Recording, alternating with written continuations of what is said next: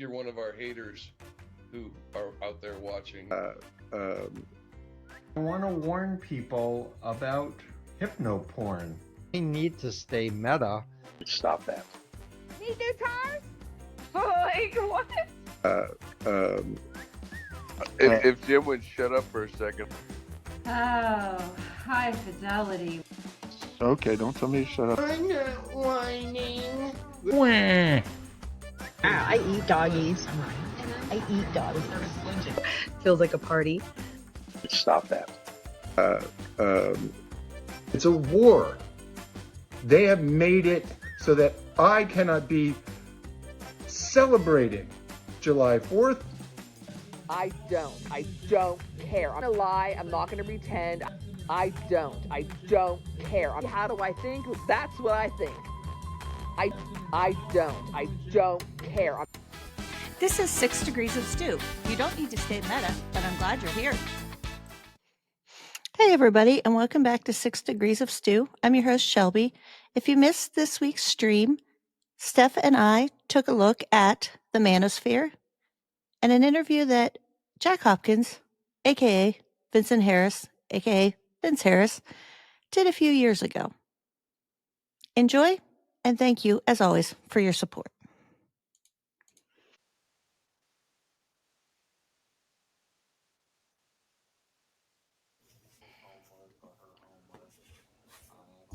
Hey! Hey, can you hear me? I can. I was listening to, Dr. Stephenhausen. Not out of pleasure. There we go. I can. And we are live, I think. Let me check everything.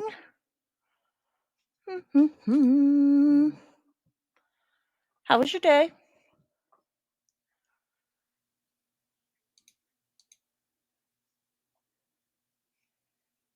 Why can't I hear you? Oh, it must have switched off. Give me 1 second here. I can't hear you.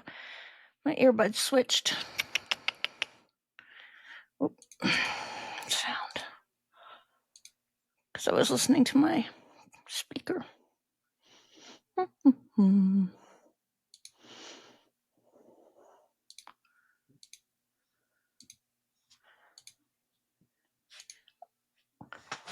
don't know why I can't hear you now.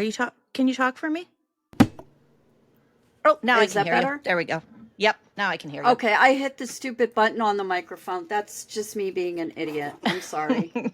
I was like, what happened? No, I was saying I've been learning some interesting stuff about my sword. What did you learn? That was really cool. I didn't know you had that. This guy, I have a whole Google Doc. I've been using Google Books to search for this guy, and I found old phone books, old advertisements for different steel companies he worked for. Oh, really? Yeah, but I kind of think the more digging I do on this guy, I mean, this is like the late 1800s, early 1900s. You don't become some business magnate in Chicago without being an asshole. So this guy has to be some kind of an asshole. Absolutely. That does happen. Hold on, somebody was asking me if this is streaming somewhere else, and I did put it on X tonight to learn how to do that because it streams everywhere from here.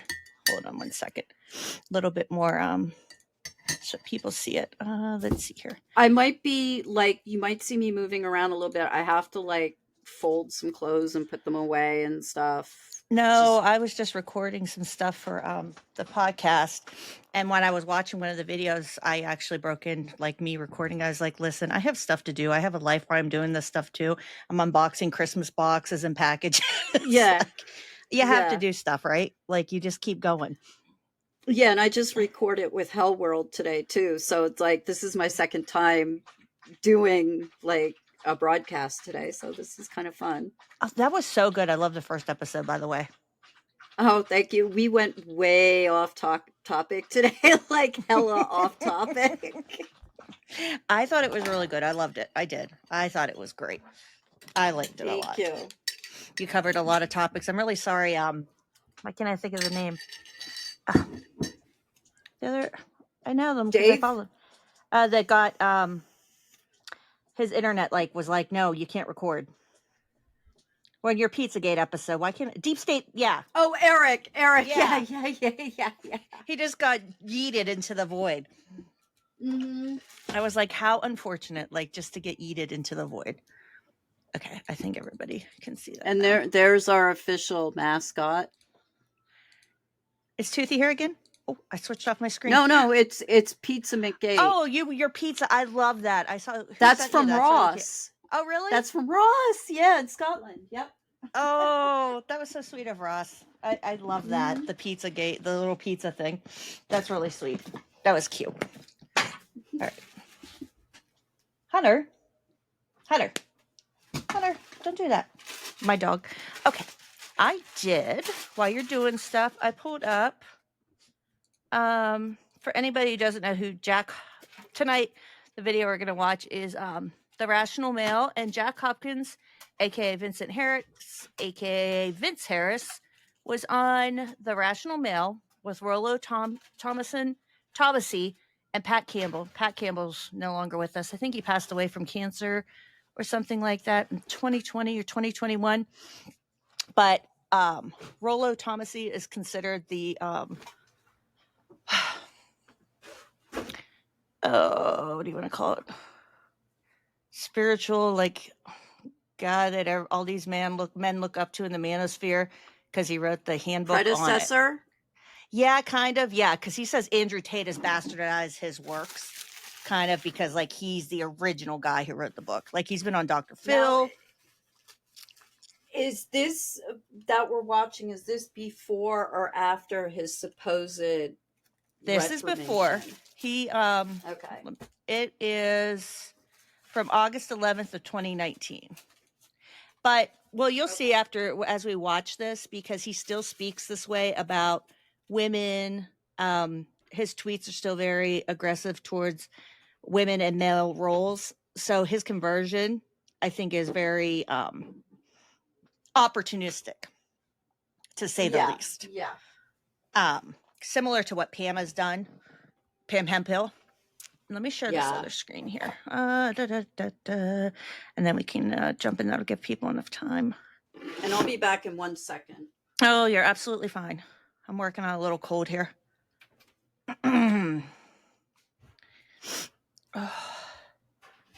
Where's I just had this up. I was pulling everything. 'Tis the season for colds. Oh, I forgot to put my chat up too, so I can see all you lovely people here.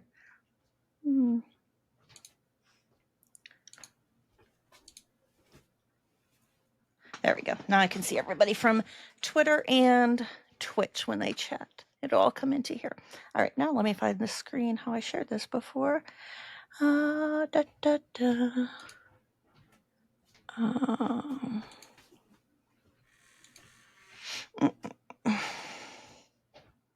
Sorry, guys, this was much smoother last time. This is what I get for trying to do another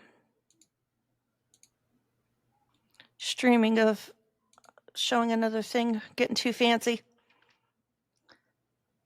Too fancy pants.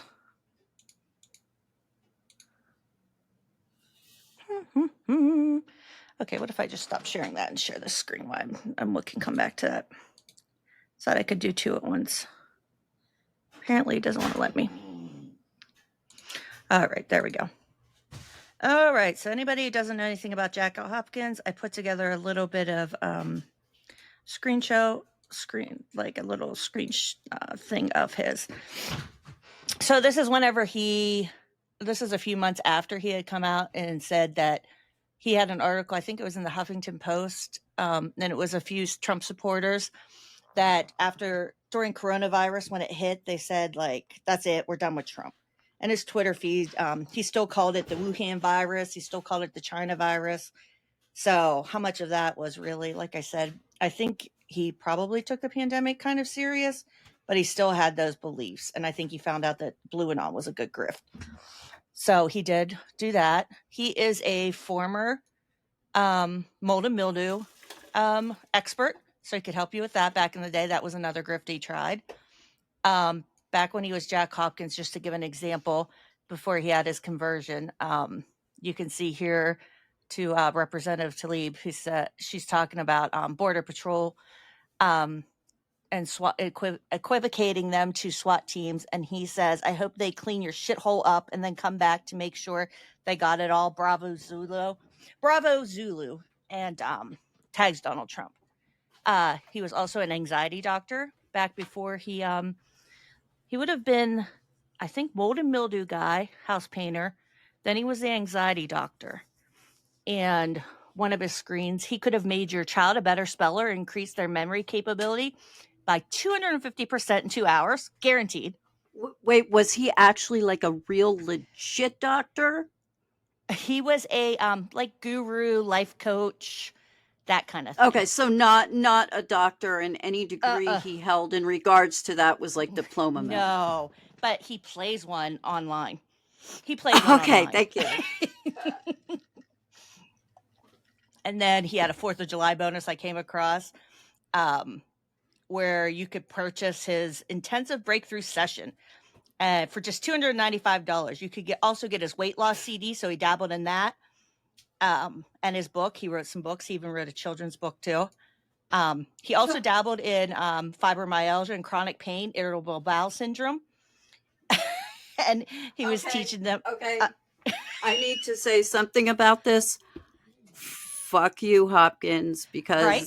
You know, I've dealt with fibro and IBS, and fuck you. Yep, grifting off of it, right? And now he comes into, he does this whole alpha male thing, and he goes to, let me go back here, and then he goes to, oh, I'm not MAGA anymore. I can see that this is kind of a good grift. This is my opinion. This is kind of a good grift going on right now for people that are leaving MAGA, which I applaud. Like Rich Logis, I think he's doing some incredible things, but he's like the real deal. Like he really cares, and you know, he wants to. Yes, if you're looking for a real reform MAGA, that's Rich, and if you're looking for real reform QAnon, that would be Sassy. Yes, exactly, and that's my big problem with these people, and that's, and I think he just saw that was a really good opportunity for that. Let me fix that. Okay, there we go. So he was like, "Oh, going to get bigger. This is going to become a bigger thing now that he's doing it. Now that Pam's doing it, and with Sassy and myself, and even Winks has been coming out and talking about being a former, which I'm so proud of him. More people talking about this now, and they're going to try and steal this from us, because anything that is genuine will always be stolen and perverted. I think so too. I couldn't agree more. And yeah, like I actually, Winky's going to be. We don't make money off of this. No, the majority of real formers don't make money, because it's about helping people and getting your story out there and being honest and continuing to work on everything. Like, I just asked Winks, they're going to help me and be a mod in my Into This Universe account, because I appreciate, you know, people that have done that, honestly, you know, great friend too, you know, but. And she got someone else out. Yes, exactly. She pulled our friend Gary out, and she connected me with them. I wrote an article about them that Skeptical Inquirer never published, because I think their new editor just doesn't like me. I don't know.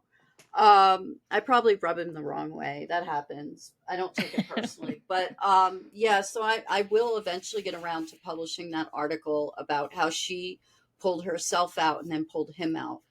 Yeah, it's incredible, and I like to surround myself with people like that, honest, and that's why I think I get so frustrated with people like Jack Hopkins, Vince Harris, and Pam Hemphill, and Jim Stewartson, and we'll talk about Jackie Singh after we watch this. I want to briefly talk about her at the end. She's cooking today, just real quick. Yeah, and I wanted to just say that, and I had mentioned this when I was recording with Poker too, that I mentioned something that it seems like the internet and social media especially has increased the amount of sociopaths in our society. And honestly, I really do think, I think that without certain elements that, you know, correlate to social media, I don't think we would have as many of these grifters. People are just, And I honestly, some of these people, I think they might be okay without social media, I but know, like take a break. And I think some of them spend too much time on it. Like I do, like as and much, and I they know you just do want to too. steal. They just want to, what? Wait, he looks like Ted Cruz. Why does Jack look like Ted Cruz? I have face blindness. I have like partial face blindness. So he looks like Ted Cruz to me. So, Oh gosh. Oh, you're in for a Anyway. treat. We had a meeting today for our Thursday space. We always kind of get together to brainstorm, ideas. And I said I was doing this, and they were like, "Did Steph ever?" And I said, "You were doing this." They said, "Does Steph ever see it?" And I said, "Oh no, she hasn't." And they were like, "Oh boy, is she in for a ride?" Okay, All right, here we go. Good afternoon. Can Hi you there. hear? How are you? Welcome into the Rational Mail 101, episode 36. My name is Pat Campbell, radio talk show host from Tulsa, Oklahoma. The artist that formerly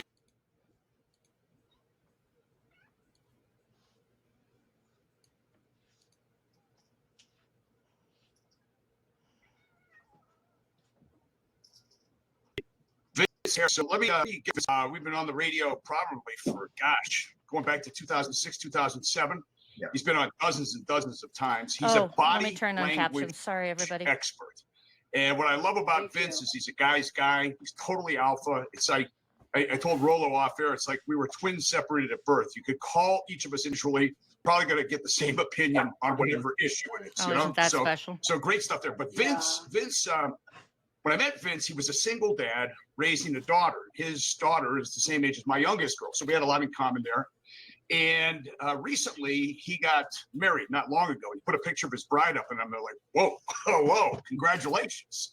And we got into a discussion about what happened with his first marriage, how he was T-boned, and the comeback. It's sort of like I said off air, VH1, Behind the Music, the rise, the fall, but the comeback. I'm all about the comeback, and Vince has got a great comeback story. I've watched this, and these guys are just so gross. But Vince was married to a lady for about, I think, 6 years. And the fact that he called her his bride, I know. And, coming home on the weekends, and one Saturday morning he goes into the kitchen, and Vince, I'll let you pick it up there. Oh, Okay. this is good. Thank you, Pat. I went to the freezer to get something, and there were a couple of boxes of Eggo waffles, which, my daughter loved waffles, so always had them on hand. But I'm personally not a big fan of waffles. I pulled up Pam Hemphill, but they were in the way of what I was reaching for. And as my hand brushed one of the waffle boxes, it was uncharacteristically heavy. Now, I don't know if you've ever picked up a waffle box, but waffles are not dense. They're light. It's a pretty light box, even when it's full. And something immediately registered as not right. But I wasn't, my mind wasn't going crazy with it. Was just like, that's weird. And I grabbed them and I lifted up, and it's even heavier than I realized. And I turned it around, and the other end had been opened. Was just folded back together as you would if you were putting waffles in and out of it. I pop open the end of the box, and I see secreted away inside what turned out to be, after counting, $30,000, literally cold hard cash. Do you believe that for a minute? Since he told me this story, every time when I come home, I check my freezer. I look at the box, if there's money there for me. So $30,000 in an Eggo box, that's pretty interesting. So what's going through your head?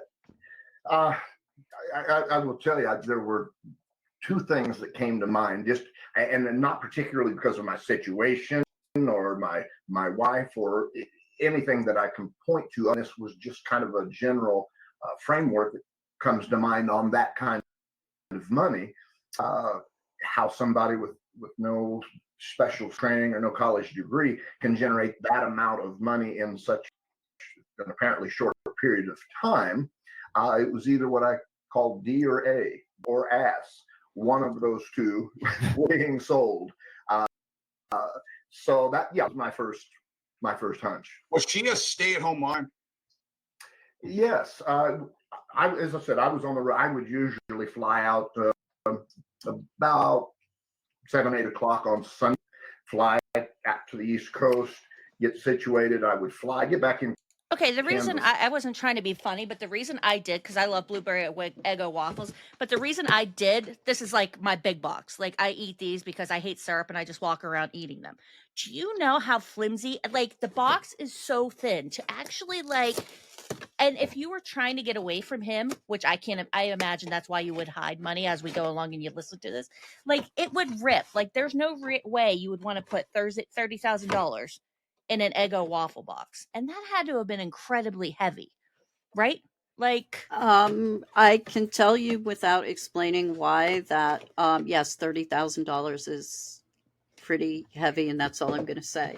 Yeah, exactly. And like, we were discussing that the first time we all listened to this, and I was like, that makes no fucking sense that she would stash that kind of money, or that it would even all, depending on your bill sizes or whatever you had, but like Eggo waffles that her daughter could get it, like their child could get into, like.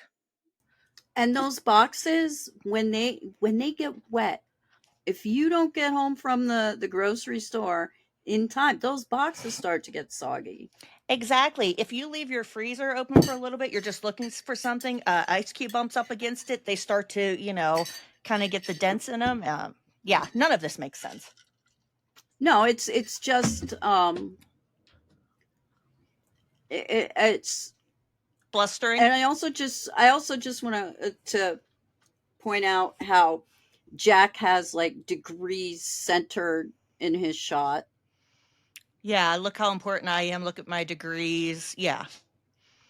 Yeah, and of the three, the only one who has a professional setup is the candy guy, the caramel guy. We'll call him caramel the candy guy.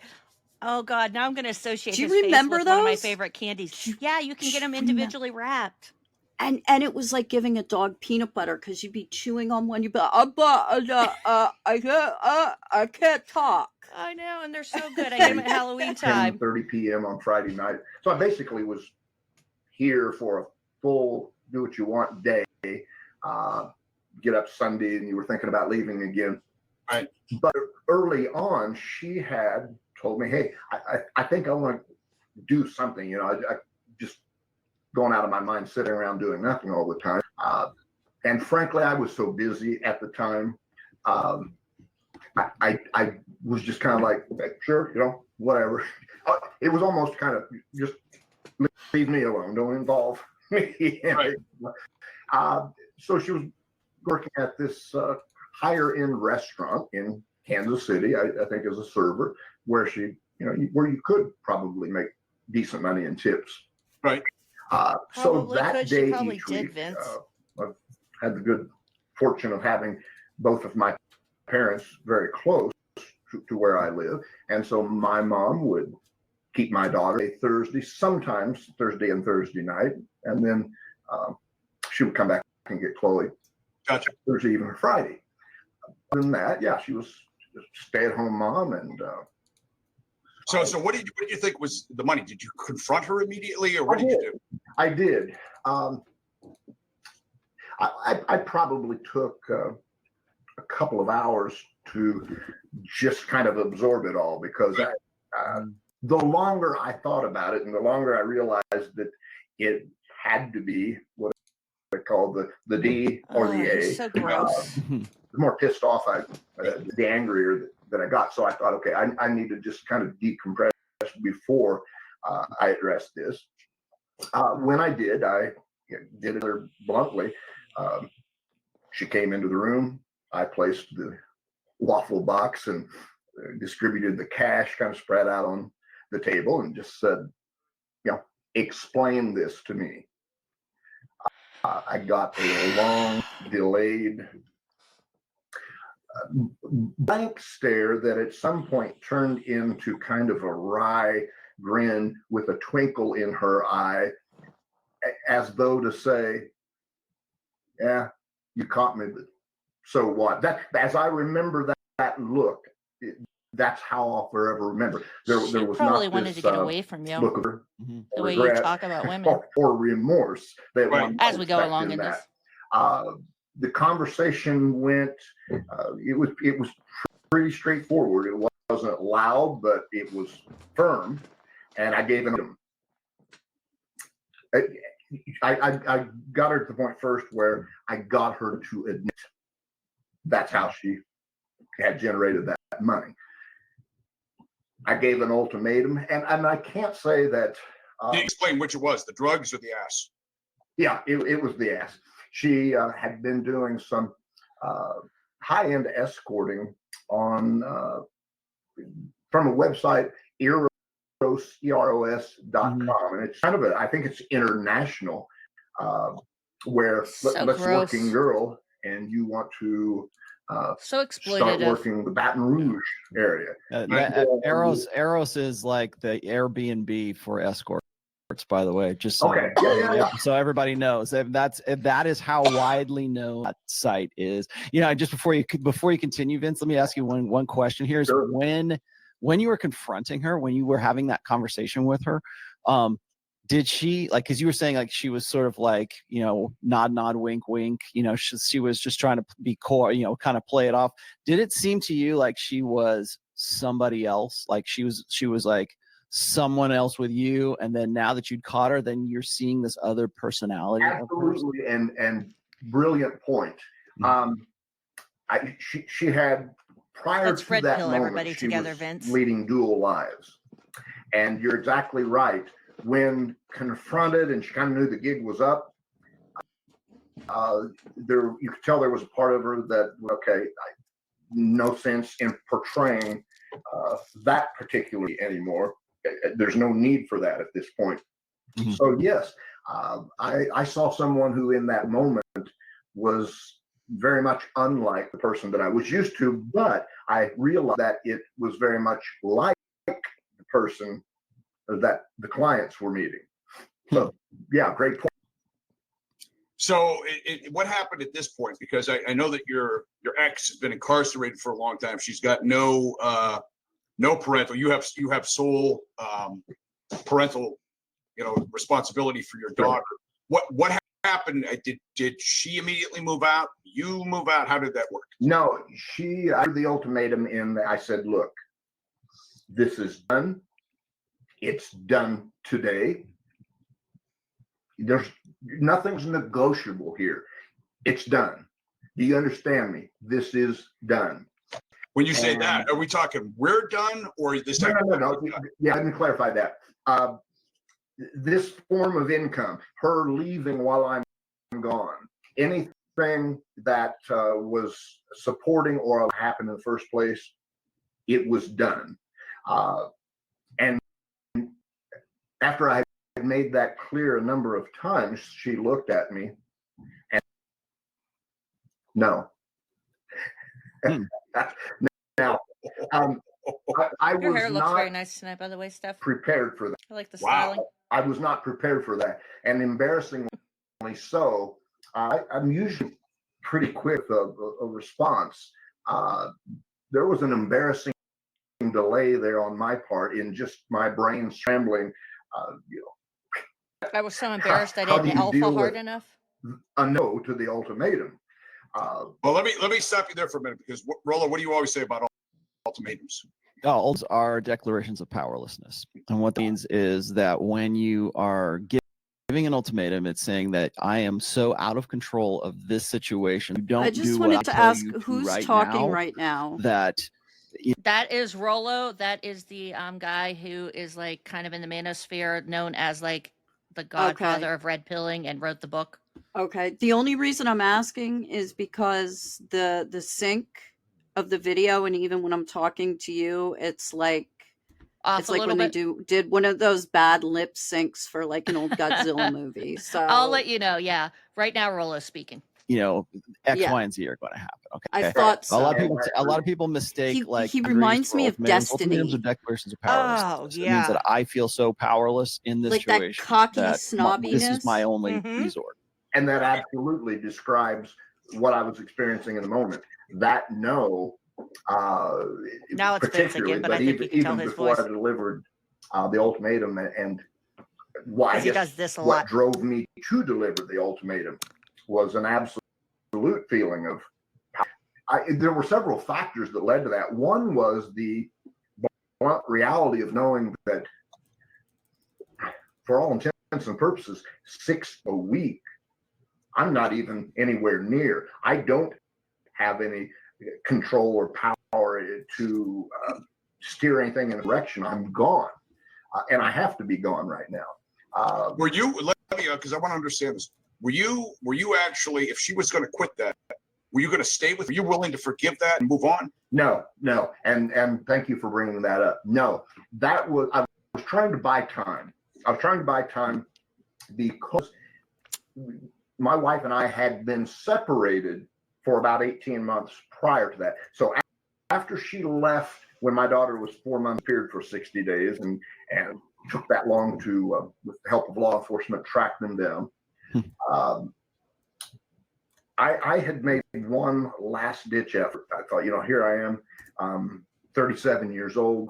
I've waited this long to have a child. I don't doubt some of that happened, like his, I ex-wife or whatever. It's just the way that he presents the whole situation, and he's such a pig about it. That's what got us separation and back together. And she's 10 years younger than you too, right? Yes. Yeah, okay. And like we'll go from this story to his current wife, been, caught off guard with this freezer DNA, thing, and loving your real children. It's my really brain gross. was scrambling, thinking only about daughter and not the relationship. Because in my mind, the relationship was done the moment I found the cash. But I didn't.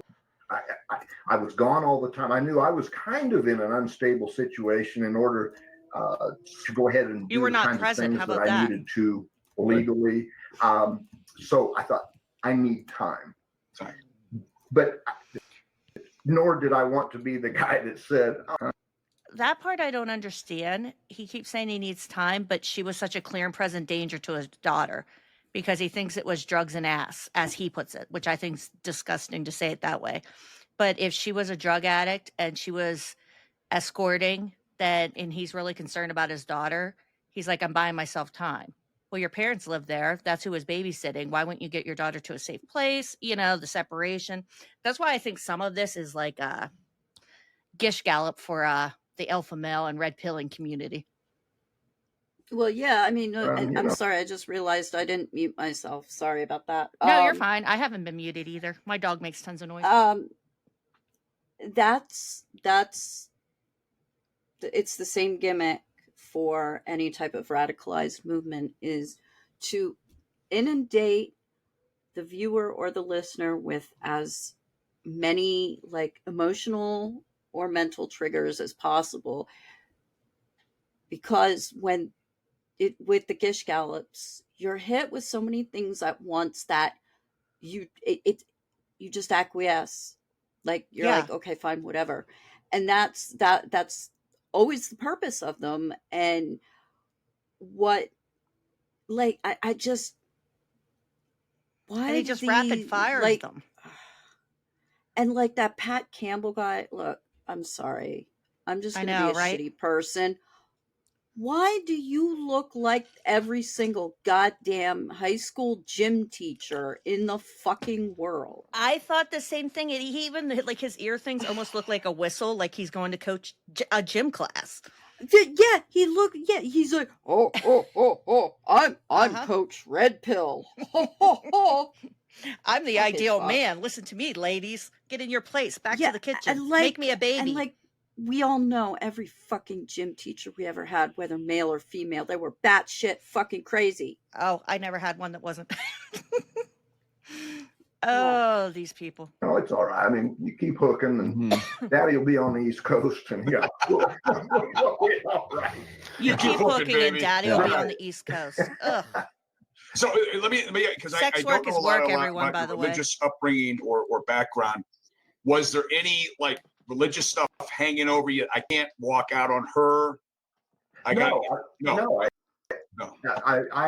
It was always Chloe, the daughter, you worried about the most, right? Right. I think, and it's interesting now that you've asked that question, because I haven't really thought in depth about that before.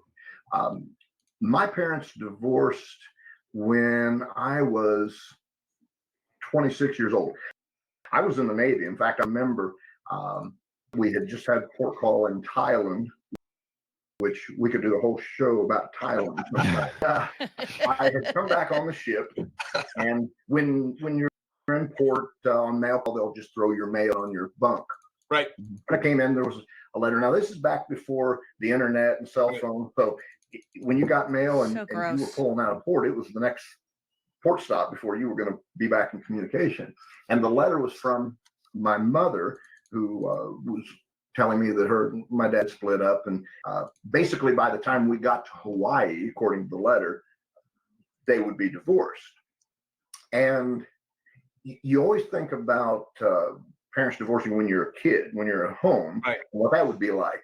When you leave home, that's kind of something you decide because it's no longer relevant.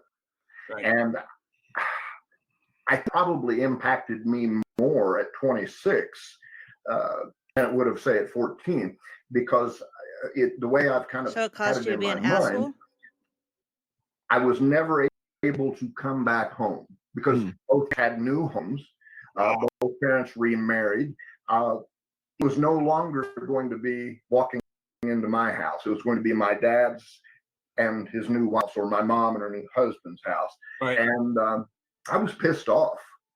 I was. So that was kind of the driving force. So to yourself, I'm not going to be that kind of guy. I did. And I think sometimes we take that vow, not even being able to imagine some of the things that and by the way, too, Steph, his interview's not as long as it looks here. Now, like they go on talking in their show, like it's not that.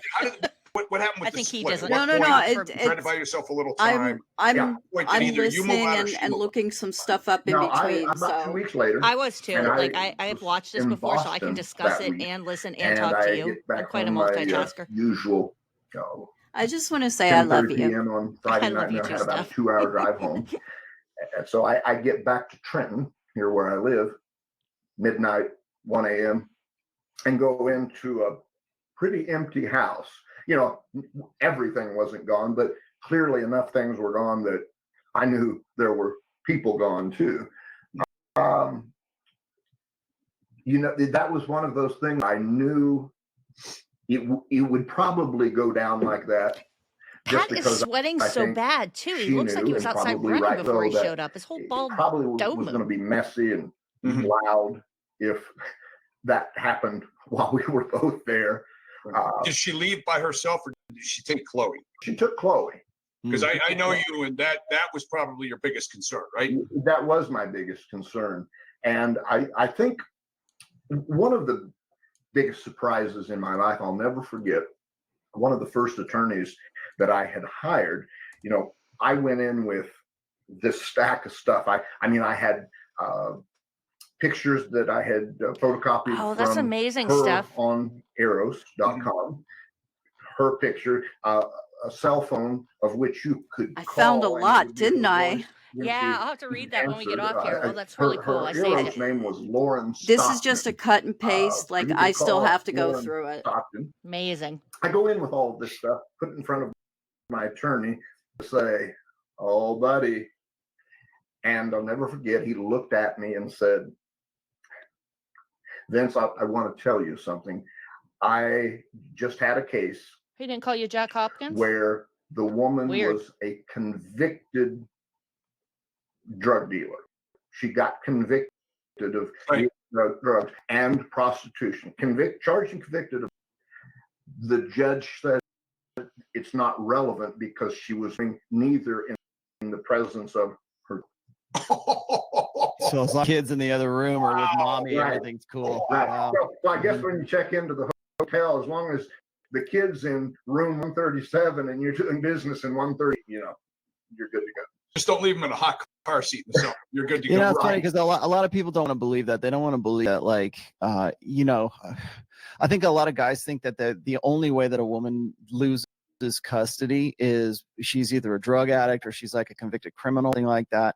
Right. And even in spite of that kind of stuff,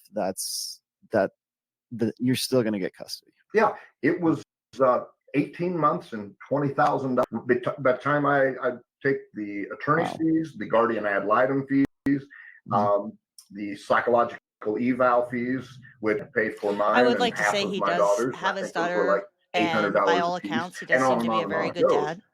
I don't like him, 20 but grand, and I it will was still at least say that for him. iffy. In other words, going into the final stretch, you do all that you can, but you still just don't know until you know. And when the stakes are that high, Appearances it online, I it would was say he a appears to be. edgy Everybody is different online, 18 right? months. Try to present. How old? Obviously, How old Jack was Hopkins, how old Vincent was Harris, your wife Vince Harris. when all this went down? Like, how long had she been doing it, and how old was she at the time? She was 27 at the time. And interestingly enough, I remember thinking when this all kind of erupted and it started to get chaotic, I remember thinking to myself, you know, the whole thing of if you want to know, and of course, a generalization, you can find exceptions to this, but here we go. The old adage, if you want to know what life's going to look like, look at their mother, that kind of deal. I looked at her mother and I knew she was pushing the limits of how much longer she was going to be Eros.com material. And so she wound up doing, I guess, from She was 27 years old. She was pushing the limits of how attractive she was to do sex work. She landed one of her high-end clients, a very, very wealthy guy, which is what allowed her to step out. But it also allowed somebody who, and she has been clinically diagnosed with some mental disorders. It allows somebody with those conditions no structured time. And that's not good for somebody with certain mental disorders. It also allowed her a seemingly unending pot of wealth. Are you talking about the mother-in-law here, right? No, I'm talking about the mother of my daughter. Yes. Oh, okay. Mother of your daughter. Okay. Yeah. All right. She landed. You know, and someday his daughter can come across this recording. Like, kind of you have to lured consider her she's away going to from hear the way business, you know, talked I'm about sure her that mother. I've got money, I've got to do this dirty work again. That doesn't kind of deal. matter. He has his own They don't think about that. issues has been in but with his money, even though I had full custody, He doesn't of my love daughter, his daughter. He loves his property. I was forever being hit. He One actually motion to uses modify her after as a another. prop. Now, there's I a video wasn't where he talks well-versed in about our her, legal and it's system really, really gross. prior to all of this. I'm not About some mark on her I had face. little minor brushes as a kid, but nothing major. And here's what I discovered really quickly. When you get served papers and somebody's filed a motion to modify, you really have no choice to hire an attorney and for response, because if you don't, you pretty much will default in whatever they filed to adjust or modify. She's constantly, even though you're not together, she's constantly cutting you, and you're bleeding, man. You're bleeding cash every time she does. Not only was she constantly hitting me with leading, but was choosing not to pay. For example, she finally did. She was to pay half of the medical expenses. Now, when my daughter got her braces, I don't know, years ago, you know, it's like buying a small used car. I think it was $6,700. Right. I wound up having to pay out the $6,700 to get the braces because I was constantly trying to get her half of the money, which again, through some legal discourse, I was finally able to do. So it was kind of that taunting you, you know, I've got the money to harass you, but the money that I'm court ordered to pay you and owe you, I'll make you fight for it. So it goes back to that adage, you know, hell hath no fury like that of a woman's heart. Because you found her out, and because you weren't going to accept that, she's just going to make your life a living hell till the day she parts. Right. And she knew I did not have access to unending wealth, and she did. So it was. I'll tell you what it did. It really. I'm thankful for that experience in this sense. Made you hate women? Fine-tuned my or you already did human interaction chess game skills, because I knew I couldn't just keep throwing money. I had to get creative. And so I didn't just hire a lawyer who was great at their job. I was an active participant, almost a law partner, if you will, because I didn't Such a want to take self-inflated the ego. I chance was a that, law partner. as sometimes happens, they forgot to file this or they hadn't thought of that. I was that silent partner, and I really think that had I not have done that, even as good as the attorneys I had hired were, I might not have gotten custody of my daughter. So with everything that's going on with you, you know, I mean, gone through the way you've been burned, you've seen how the court system is stacked against men. I mean, I could totally understand it if you decided celibacy is the best road for me to go for the rest of my life.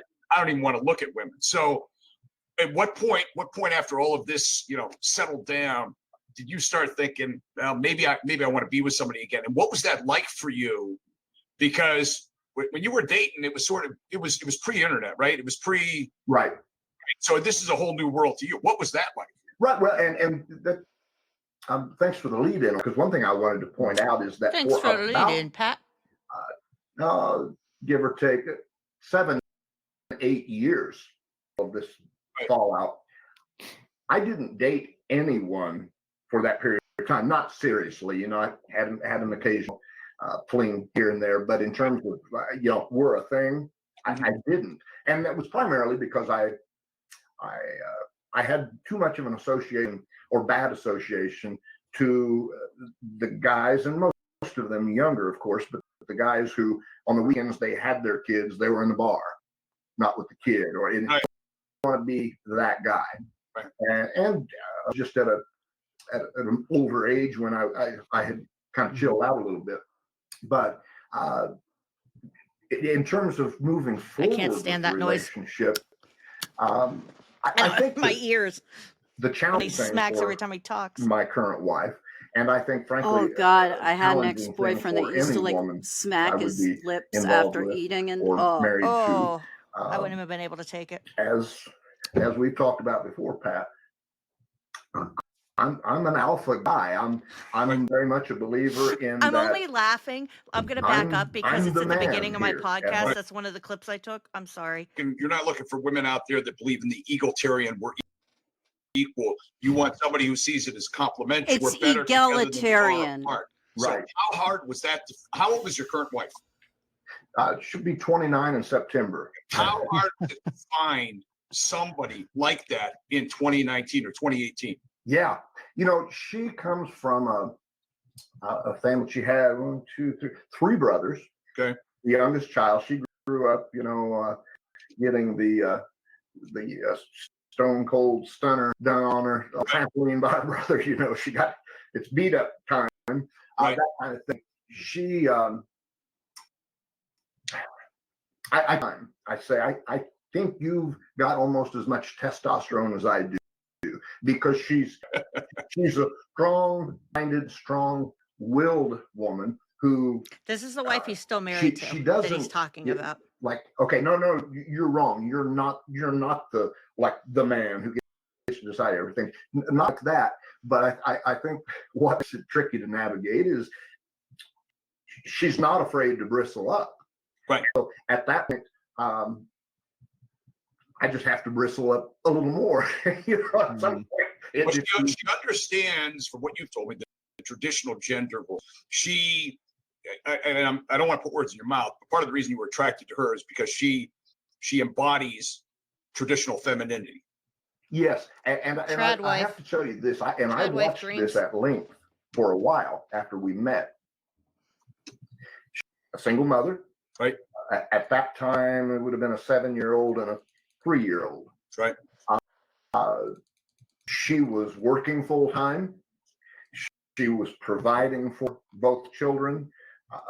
She wasn't getting any help from outside sources, other than, you know, occasionally her mother would watch the kids or babysit, but not anything like, okay, you're going to have to get them from here to there all week because I've got to work. Not at all. She would do it all. And that appealed to me in a world where we just don't see that a lot. We see a lot of the single mother or single parent thing, but not where they just bite the bullet and say, you know what, yeah, it sucks, it's just me, but it's just me, so I'll do it. Where do you not see women doing that? I see with it that, all though, the as I time. alluded to, It's tough, with and that I've kind seen of men tenacity, too. which I respect and admire, you get two tenacious people, I guess not in the manosphere. together in the same house, you're going to have some tenacious conversations sometimes. That's just kind of a What nature. is the age difference between the two of you, if I may ask? Yeah, I'm 53, so she's 29, so almost 24 years. Is that usually if you're within a range, you got things common that you grew up with, common, I guess, markers or what have you. Is that a big deal with you guys? The 23-year difference? In some ways, yes. In other ways, no. I always joke with her. I say, because I think she was born in 1990, and I tell her, the year you were born, I graduated I was high in a school in bar in Thailand 1995. watching That women makes me make feel birds really appear old. from strange places. She was an infant, so there's quite a gap. I think that the places that I notice it, which on the surface they seem like trivial things, and they usually are. But while she likes the music that I listen to, and I've always been kind of a classic rock guy. As I've gotten older, I've developed a deep appreciation for the blues, especially getting back into the innovators of the blues. And she'll listen to that. But she's also from an era of a different kind of music, the techno stuff. And the beepity bop music. I don't think I'm accepting of her programming as she is of me. So there are some times, especially if we've got a couple-hour road trip, and all of a sudden get the electronics techno stuff going. There's not an argument, but it's just that's the moment you realize I'm 53, not 29. Values based though, we're pretty close. It's funny. Her mother was a standout collegiate basketball player, and I remember watching her mother play basketball and her aunt. But they came from rural, working class. Parents were farmers. Her parents, right, and she's got a lot of the same kind of values packed into her DNA that I do. He talks so much about DNA. It kind of reminds me of Alex Jones in that. How does Alex Jones frame the core values are eerily But he talks about close. it in a So anti-Semitic how way. Epigenetics? Raise younger kids. Thank you. They're not biologically yours. They're somebody else's. How? Because that is, Rolo's talked about this before. A lot of guys in the manosphere. How has that worked out for you? Has that been a positive thing, good thing? It's been a positive thing. This part really bothers me here. He's going to talk about his current wife's children and then his daughter and how much he can love one versus the other because of DNA. And it's something I've always been very honest about. I've never been one to, and I'm not saying that this does not exist. It may very well exist, and maybe I'm incapable of it. I don't know. But I've always held fast to this idea. I can love stepkid, love my daughter, but I can never embody and feel the type of love that I have for my biological daughter that I have for her children. Right. I for them and I love them. Right. But there's something I believe at the level of the DNA that differentiates You lost your stuff, you froze. Determines the depth or the breadth of Unless my screen's just. Oh, never mind. You're just child. froze With on that the. being said, Your face is just froze. Never mind. I can still hear you. At least based on my observations, it's working none slow of the tonight. kids can detect the difference. In other words, Meadow, the 6-year-old, she's a deal. She's a colorful character, and she's kind of got the same sense of humor that I do. And we're just kind of chums, we hang out and have a good time. And I think from her perspective, she knows I love her. Right. She feels safe. I'm there. If there's a problem or something she's worried about, I think it is very comforting to her that I'll handle it. And my daughter. How's Chloe? accepted this? You know, Chloe, Didn't have mom around, right? she didn't. She Yeah. didn't. And one thing I've always been, you know, in retrospect, you just kind of sometimes have to wonder because the feedback and the data that you get later don't necessarily confirm one way or the other whether you were right.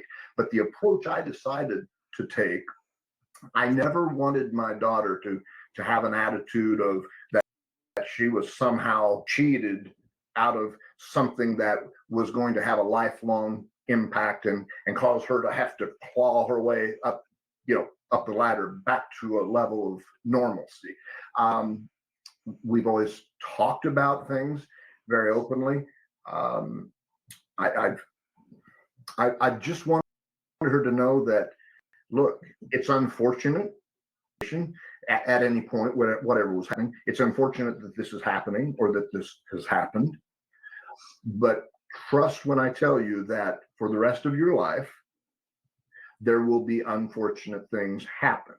And you will witness all of the people around you have unfortunate things Just happen. buckle up. And there will be two categories of people.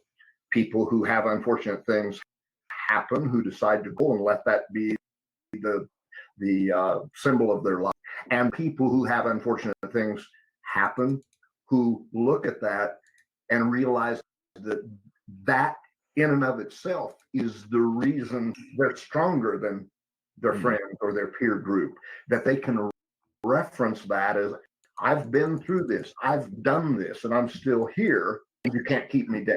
When you got T-boned, did you go through a period where, because you were zeroed out, let's just go over that. You were zero. You go through, you know, like an Anthony Bourdain moment where you thought of just kicking yourself because everything you had put together just fell apart, right? Yeah. Especially that late in life too. Yeah. Right. Hey, be careful. Be careful. I'm a little bit older than him. Be careful. Later in life stuff. Come on. I mean, he waited a long time to go on to have kids, or to have kids. I mean, on average, you waited a little bit later. You actually followed your advice though, because you said it's 30 to 35. Yeah.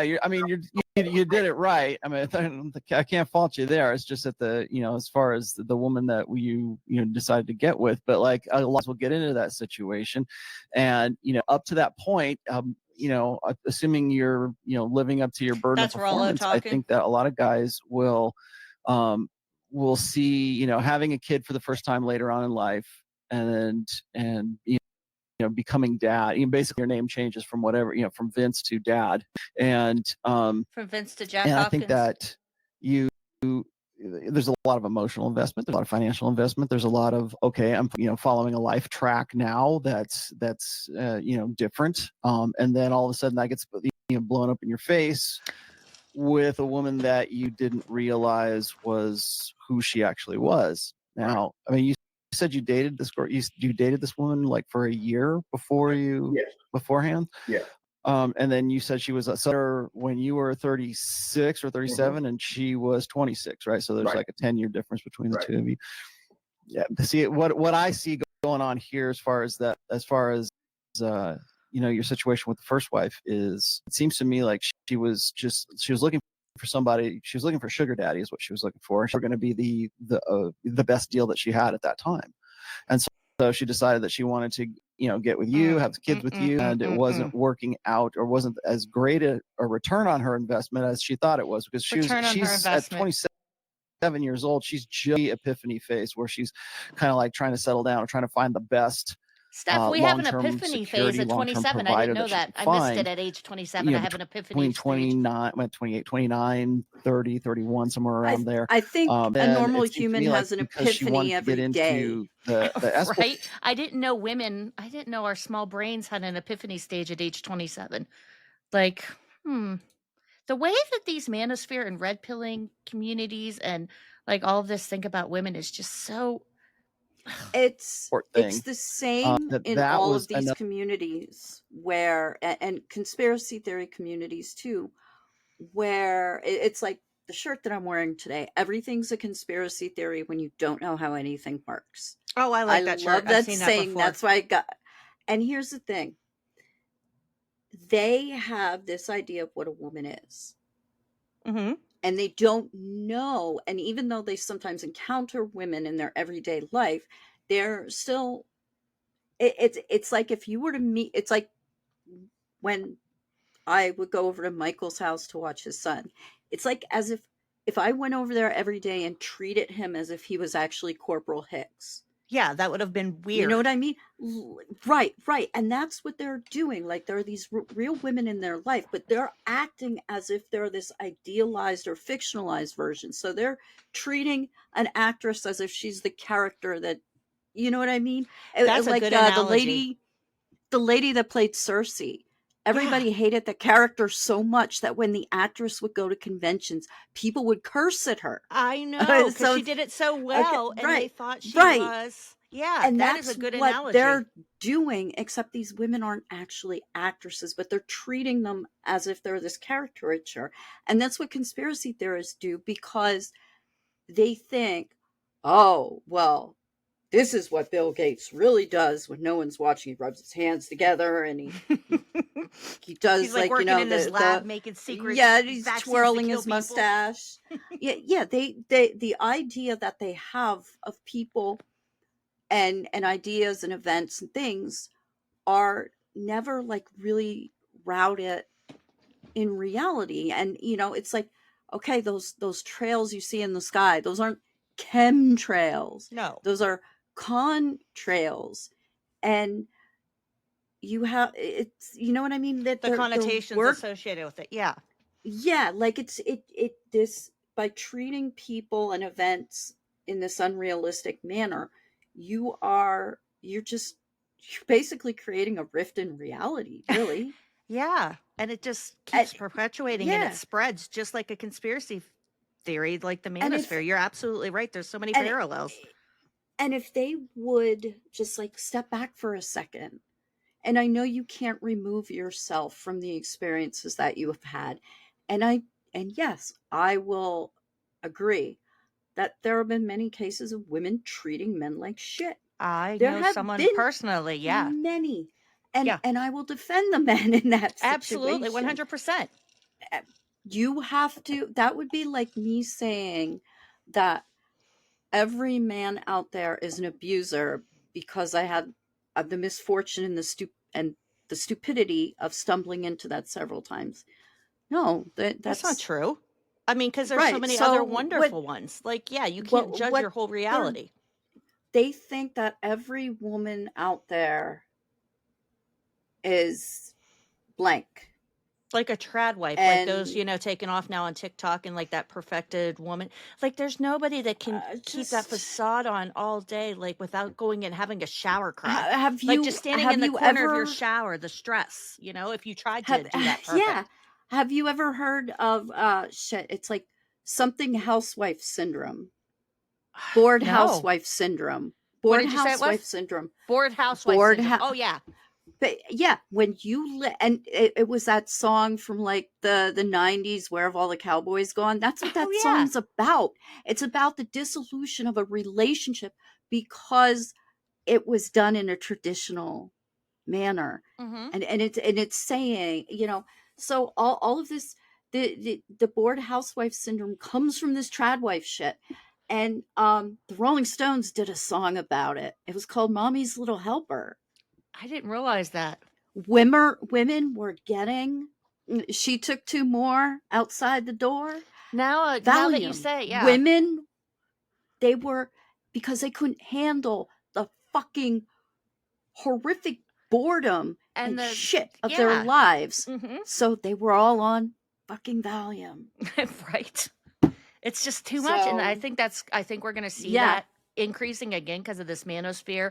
You know, the trad wife grifters right now, those people making the TikToks and the YouTubes and stuff, their lives aren't like that. Like, it's just a grift. And the manosphere, you know, I know some of these men believe this, but a lot of them get pulled into it, and, you know, the grifters and stuff. It's just, better way of social media. exploring those options and trying to find the guy. And the of course she good, the did. bad, the ugly And social so media. now but see, here's the problem: is already internet in invested a general. kid with you, The and now good, the she's bad, already the found ugly. this. I mean, granted, the guy's a drug addict, whatever, but she's found another guy who's got more money than you, who represents a greater long-term security plan long-term security insurance than you do. And so that's why I'm honestly, I'm not really, she sounds like a really extreme optimist. Yeah. But, to And I don't know want anything to about be, his ex-wife. She could be hitting whatever. you But up the way they talk for about women. more and more money when she's already, pretty well taken care of with the other guy, that almost seems just like spite at that point. And I'm not really sure what's wrong. Yeah. But let me, Vince, let me ask a question here. And again, if it's personal, you don't want to answer it, fine. The sex prior to you getting married to her and the sex after. Got to talk about was the it sex. the same? Did it change? If so, how? It was not the same. It did change. It went from kind of this is the reason we're together. This The old adage, pinnacle. we're hot and heavy, and Let's then do women it don't have sex with you after to- they get married. It was now kind of an obligation. Women hate sex. Mm-hmm. In that They're obligated. Duty sex. So that 9 times out of if it happened, I was going to be the initiator. And if I didn't initiate, then pretty good chance it wasn't going to happen. And when I did initiate, there was a hint of that. Seriously, right now? I mean, can't you see them? That kind of thing, It's a choice.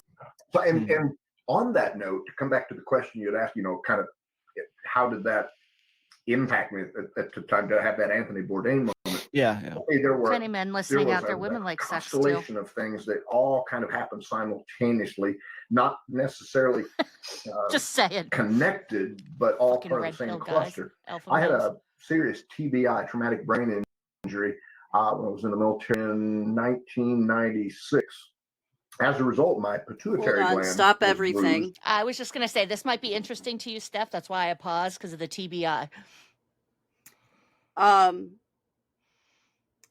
Perceptions, including visual and auditory perceptions, can change Right. after these types. I figured you would have more insight because of everything you study deeper.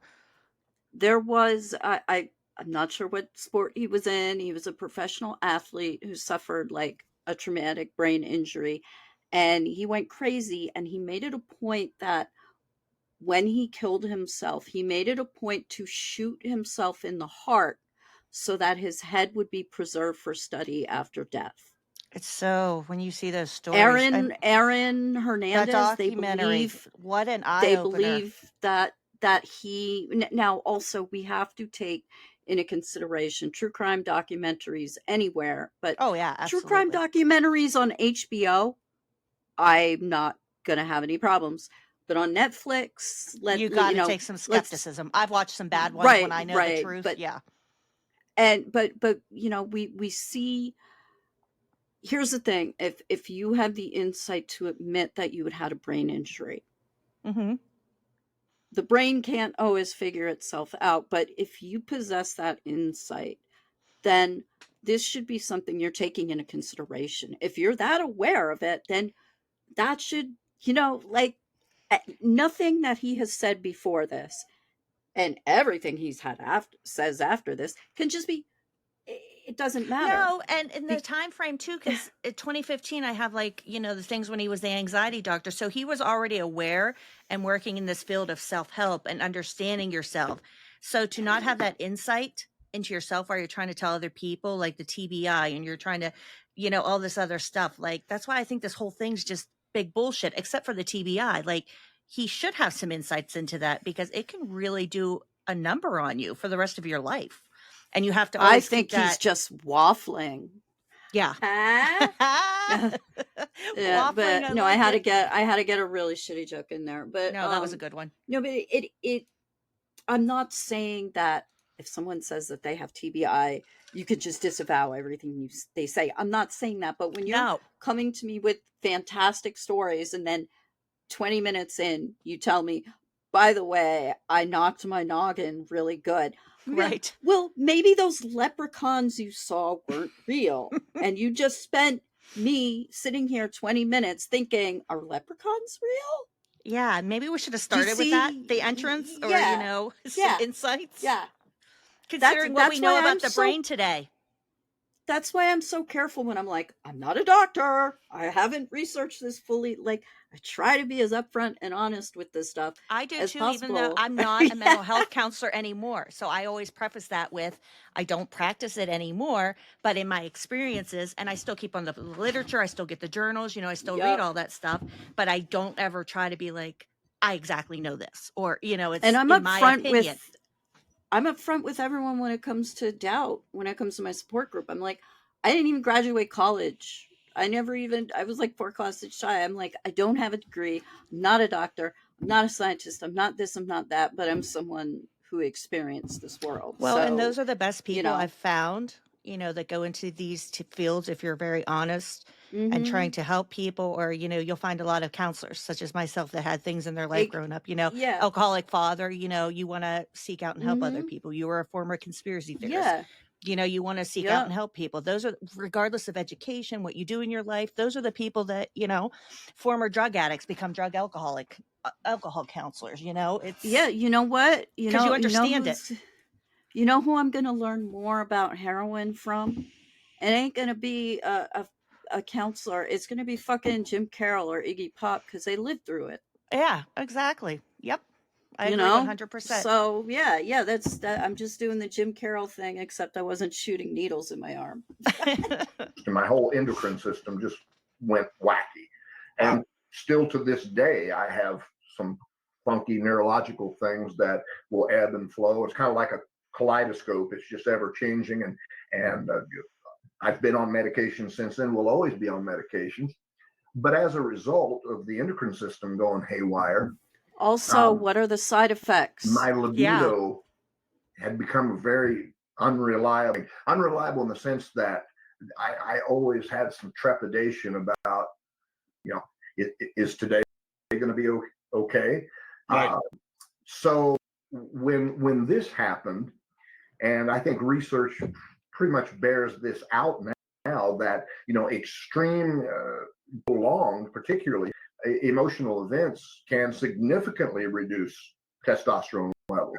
So where I had a regulation problem already, and then, a potential plummet in testosterone levels, I will tell you, I know with no question about it, I know I that think was this part too, of why facing this in a low relatively testosterone easy for and me him seeing not himself to as an date alpha male had to for fuck with those his head. 6 or 7 years. Oh, my testosterone levels are low. Because I'm not as part of me manly was, as I should be. That rather makes me than less have of to a man. confront that and deal with all that mess and all that, I'll just focus on my Which kids. it doesn't. So somewhere in there, and I can't tell you exact year right now, but I started, testosterone replacement therapy, got them back up at an optimal level and maintain them at an optimal level. We talked this off air in a couple of I think DMs on Twitter, but everybody thinks the testosterone is for like bodybuilding, for the sex. It's up here. Your thinking is back to what it should have been prior to. With me, it was Similar to gender affirming care. Would you say? I started to get really alpha, foggy, feel like alpha male was community, too red anxious. pillars. And once I got my levels checked, that was the problem. Once I got everything back in sync, it was like, bam, I'm back. Right. That's what you're trying to take away. I can look at pictures, Pat. I look at pictures of me from and the just kind of random LGBTQIA shots, community, standing transgender in persons. a group, a picture of something disgusting. where you don't really know the picture's being taken. I'll look at my posture pre-TRT therapy, and it was more vulnerable, more passive gestures and posturing. After the TRT, you I was a man again. those, and they're night and day. More often than not, I'm just kind of standing talking to somebody in a group, and a picture was taken. I've got my hands on my hips, or my gestures are wide. I didn't do that on purpose. I didn't know he was going to do this. I've seen you in pictures, over the last couple of years. When you're in a room, your eyes are always drawn to particular people that stand out. You're one of those guys. Some people just have that. Women have that kind of thing too. But the way you stand, the way you present yourself to the rest of the world, and a lot of it's tied into what's going on upstairs and your hormone levels as well. It's all your subconscious, hormone levels right? make people So stare at you. how did you meet your new wife? I met my new wife. She walked into a furniture store. Okay. I was in just kind of looking at some stuff. She came in. And It was looking for Wayfair. He something, bought and her at Wayfair. asked the How much store, was that "Have cabinet? you got this? Whatever." And was in there very briefly. And as she exited, I went over to the store owner, who I happen to know quite well. I said, "Who's that?" He was like, "Oh, yeah, well, that's Ariel." She goes. And Ariel I goes with the said, Ariel style cabinet. Okay. And Number So you- 031249. part of the reason I'm bringing this up is Currently out of do you stock. have any experience with the dating apps, Tinder, anything like that prior? You know, I've had accounts and been on them, and it's more of just kind of the visual buffet thing for me. Visual You know, buffet. but in terms of ever communicating with the intent on, okay, let's set up a time and I don't really tell you why. There's nothing that I'm clearly aware of. I didn't want to go that route. I think for me, I've always had a need for I wanted to look up when he did that article the pursuit to exist. And online, it always like to me that you almost had them cornered. You know, that you don't have to pursue them because they're always there. You log on to this and you send a message, and you know they'll get it.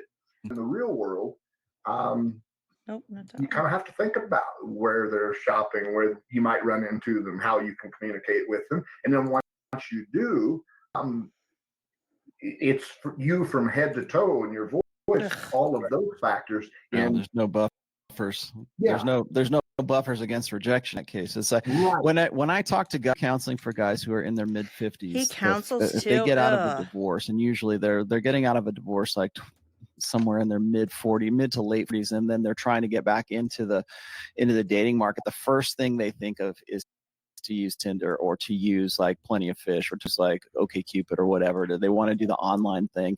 And I think that, and these are a guy, like I'm 51, right? So guys from my generation who are getting back into the sexual marketplace, it's a whole new world for them because we didn't have, dating. We didn't have online dating. We didn't have anything like that. But I think one of the first thing guys tell me is that that's what they want to do. They want to get into like Tinder, or they want to get into whatever else. And then they get frustrated with it because they can't find they can't find women who give them honest cues, right? So they've got women who are show you one picture and they, from a certain angle, and they meet you up for drinks or something, and they're 50 pounds overweight. Right. That kind of stuff. So there's always that buffer between you and actually meeting that person. That's interesting to me that you met your now wife. He's going to tell a gross story about the ye old days. She's from a different, she's what was she, 28 when you met her or something? Yes, like that? No, see, she would have been 25 or 6. Mm-hmm. Yeah. Yeah. So I mean, so you stuff, boy, I'm telling you. Well, I mean, yeah. Well, that's and anybody, here's the thing: is like so many guys will say, well, man, once you get past like 40 years old, you're never going to get a girl who's in her 20s. It's like, no, man. I mean, because that's the thing is the guys from her generation are the guys who want to either meet on Tinder or they're not from they're from a generation that grew up on social media buffers. Right. Meaning that there's something between them and the person that they're actually trying to meet. Whereas you're going to go meet a girl. You're exactly what you're saying is exactly what I've been saying for a long time. He became a former MAGA in 2020. We need to be able to read social cues and have some sort of social intelligence when it comes to particularly when it comes to dating, but like more just interacting with people and to begin with. And I think that because of that, women are more attracted to that because they're not used to that. They're not in 2019, August of 2019. I just don't believe that you can get rid of these beliefs that fast. Is what I was. All they've ever known is this is pretty ingrained in you to be a sexist asshole. Those interpersonal skills. Well, that are I haven't read much of his stuff. Anybody in your own, just what other people have covered, and I think Winks posted a screenshot of one of his tweets where he was saying, "Buckle up, things are about to get rough," and blah blah blah blah blah blah blah blah blah blah. Like, no, you're just hiding your hatred for women within the general like cult dynamic of Yeah, he hating made a everyone. menstrual cycle joke 2 months ago. Like he'll throw those in. He throws in Oh, what? He's not regular? He didn't make it every month? right? It was so disgusting, and I'm like, how are women reading this and who have tweets like, that are sexist or homophobic, and because ha ha ha, let's make fun of this Republican, maybe they're secretly gay or they're closeted, and they just go along with it, the people that follow them. And I'm like, you're not really a leftist, you're not really a liberal, you're not really a Democrat. Like, you're either an ally all the time or you're not. You either support women all the time or you don't. You either support marginalized communities all the time or you don't. Yeah, it's not something that you can't, you have to, no, you just can't. Yeah, you have to apply the same rules for everybody. You can make some exceptions in certain circumstances, but yeah, you just like if you're learning, like I know I've seen some people, and I've done it myself, where I'm like, oh shit, wrong pronoun. But it's not, nobody's doing it to be an asshole. You're like, oh shit. Or if somebody's like, these are my pronouns. Pugs corrected me. They, sorry, I almost said it again. They corrected me that it was they, and I'm sorry that I almost screwed it up again. But the fact that Pugs corrected me the one time helps me, right? See, I caught me myself too. before. And it's the same with Pugs. Yeah. Pugs, because we're really good friends, and I'm like, tell me, like, come through the phone and like smack me if you can, like if you could come through if I do it, and any of my, friends and any of the community, LGBTQIA plus community, just let me know, and it's not out of this hatred or yucking it up and making fun of. There are so many things to attack the right on, and Republicans, their policies, things they're trying to take away, rights and stuff. Do that. Don't be homophobic. Don't be a bigot. Don't be sexist. You don't need to do that. Yeah, Madison Cawthorn, we don't hate him because he's gay, possibly gay, and because of that cross-dressing or he dressed up. pic. Who cares? And we want to love him for the fact that he looks goddamn hot in that outfit. Fantastic. Okay, but we would, that makes me want to fucking like him. I know, but it was the hypocrisy. Which is probably an inherent bias, and it may be a quote unquote good bias, but it's probably not. But it's still a bias. But no, we hate him for being a fascist. Yeah, and taking away those rights, not for what he does with his own cock, right? No.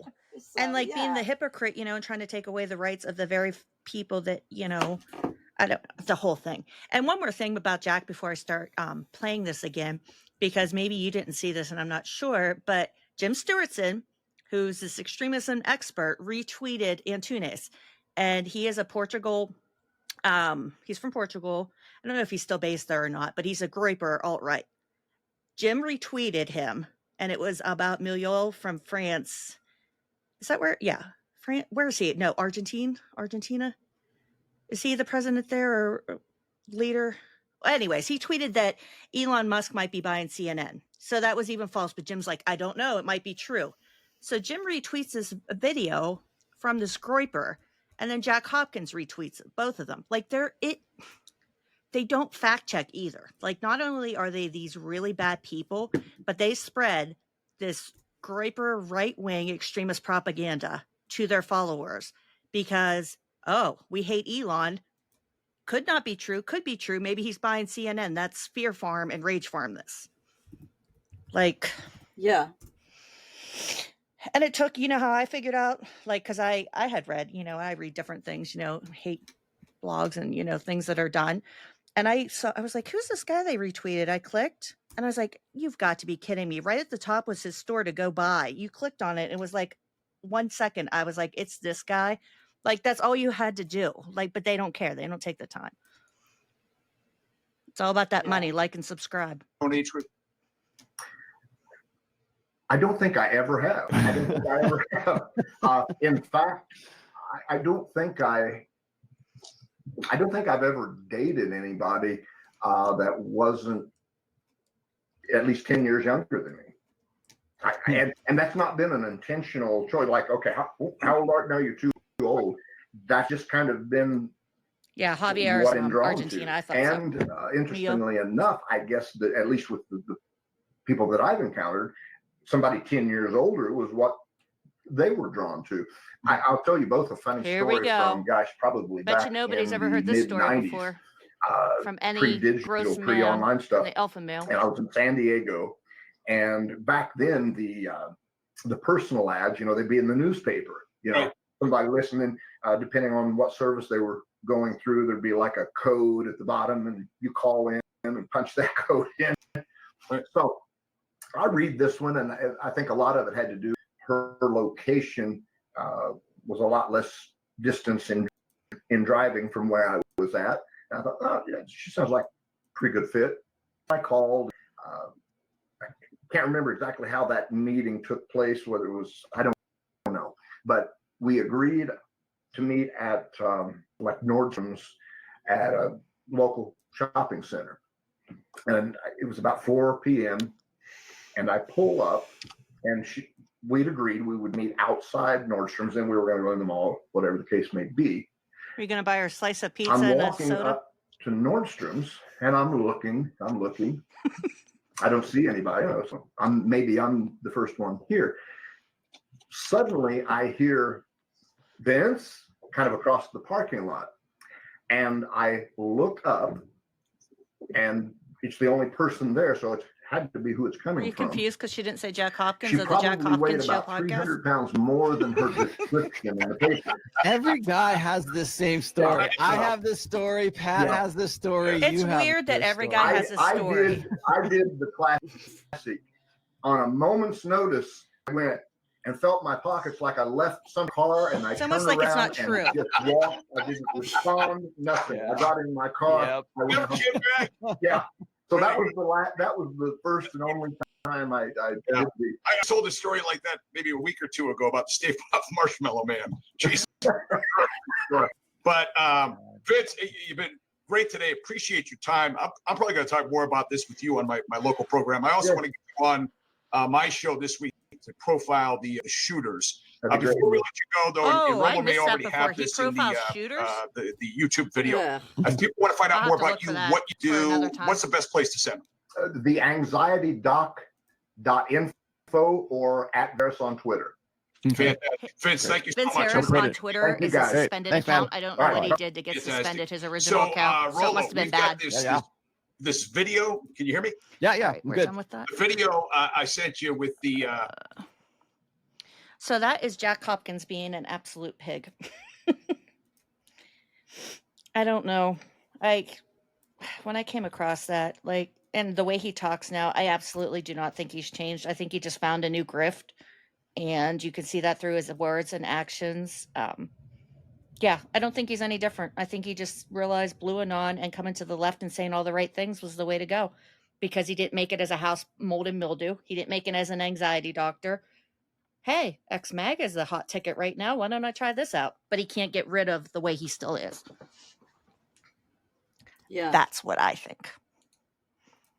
I want your opinion, Steph, if you have a few more minutes, on a thread today, because you're really good at conspiracy theory. You know who Jackie Singh is, right? Mm-hmm. Hacking But Legal. She has, okay, hold on. Let me pull it up and then I'll share the screen. Okay, let me go down. It's really, and I think this is why it's really dangerous. And this is why we cover BlueAnon. And I pay attention to this a lot. Okay, hang on one second. Okay, let me share this screen. I don't know if you saw this today yet, but it is share screen. Okay, there we go. All right. So she is going Enhance. Yeah, how do I get this bigger? I'm looking. How can I get this bigger? You know what? Let me go to. Wait, hold on. Here, I'm just doing the Control Plus. Oh no, that's not working. Never mind.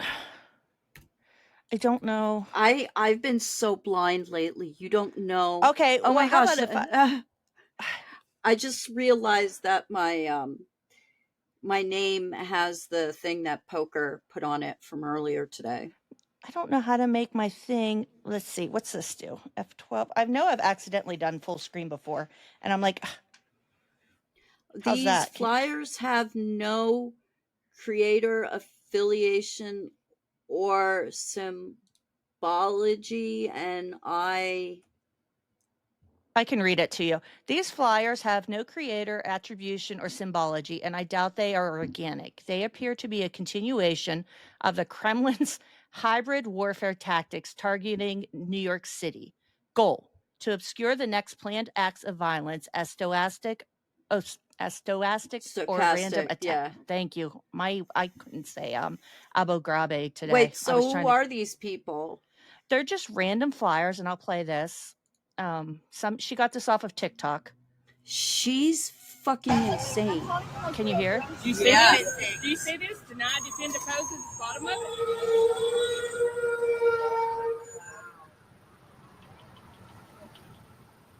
I think they're posters of like CEOs. Okay, okay. I obviously am not that I cooked. think someone was playing a fucking joke, a very sick joke, but a joke. The Russians are coming for it. This all leads back to her. Where at the end of this thread, it comes to people coming for her and Patrick Fucking Tomlinson. Christ. Yeah. Please seek help.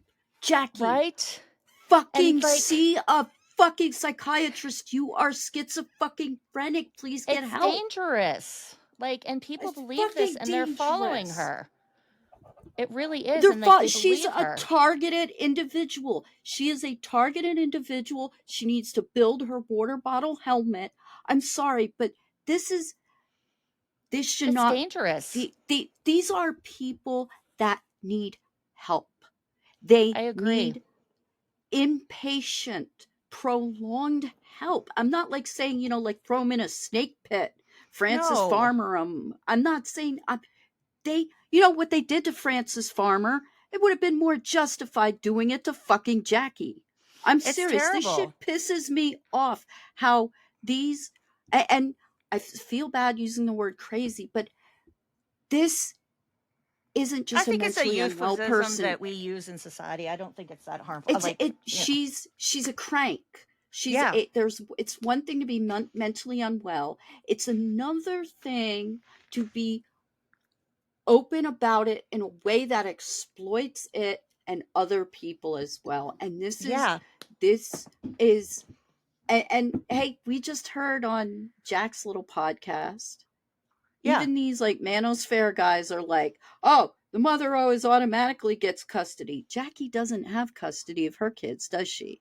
I don't think she has. does. Well, she didn't for a while, and I don't know. Her court cases bounce back and forth, but I think it's bounced back and forth. That's something to think about, right? That is always, and because moms always get the custody. The shittiest of moms get the custody. Unfortunately, because I've seen some bad cases where they shouldn't have the kids, and I'm like, what was the court thinking? But it's just the way it happens. And Jackie, we know she came from the GNAA. We know she's trolls, but she's also become such a the stews feed off of each other. This TI community, and it's just this cycle that they've built up. And now it's a mental health blob. Yeah. Whatever it sucks up, it becomes bigger. Yes. And it's just metastasizing after the election. It's broken them. It really has. They are just so broken that we've been watching BlueAnon form, and I think a lot of us who have been watching this, but it's going to get so much worse. So much worse. And the rapid rate the way it's spreading. This is the shit. Sometimes I would see this stuff when I was a full-blown conspiracy theorist. Yeah. And I was like, this person's fucked up. Mm-hmm. I just want to be sure that in my most psychotic life stage, I would see shit like this and be like, this isn't right. Yeah. Because I have a cousin who is schizophrenic, and he's also now a conspiracy theorist. Right? Yeah, and now he's a conspiracy theorist, and he's all Trump, and he's probably QAnon now. But he used to think that my uncle, the one that killed his neighbor, he used to think that my uncle was sending him messages in his head. Yeah. That's the same shit as the voice to skull stuff with these targeted individuals. I know, and that's And my great I uncle thought he think could circulate warm winter air, like with a whole bunch of fans in his room, and he thought he was building rocket ships to go to space. Like he was really not well, you know. It's and to see yeah, this, and it's you like see it with ah, meth. You mhm. see the same thing with meth too. And for some reason, it's always the food. The microphones are always in the fucking food. I heard a story on the Dollop that Gareth or Dave was talking about someone that they knew that did that they were looking for microphones in the refrigerator. And my friend Steven, he knew Yeah, someone who tore apart the refrigerator looking for microphones. Like, it's always the fucking refrigerator. yeah. It's always the Or a walls. sprinkler or a And fire alarm. Jackie's done that. A sprinkler and a fire alarm not too long ago. She thought it was a surveillance device.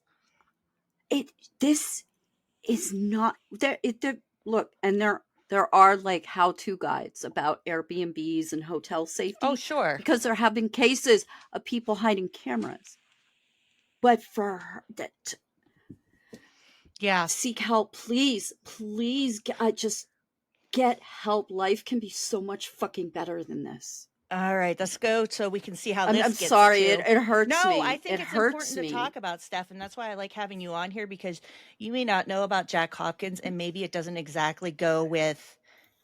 It doesn't seem like it's going to connect to your world exactly. It does. But it does. It does, because we see the same pattern emerging with the manosphere. We see the same pattern emerging with people who aren't into conspiracy theories but are diagnosed as paranoid schizophrenics. We see these same things emerging over several different, sometimes connected and sometimes unconnected, like movements and groups. Yeah. And these patterns, Mm-hmm. you know, get me a job in the mailroom and I'll draw up a board about Pepe Sylvia. Okay. Yeah.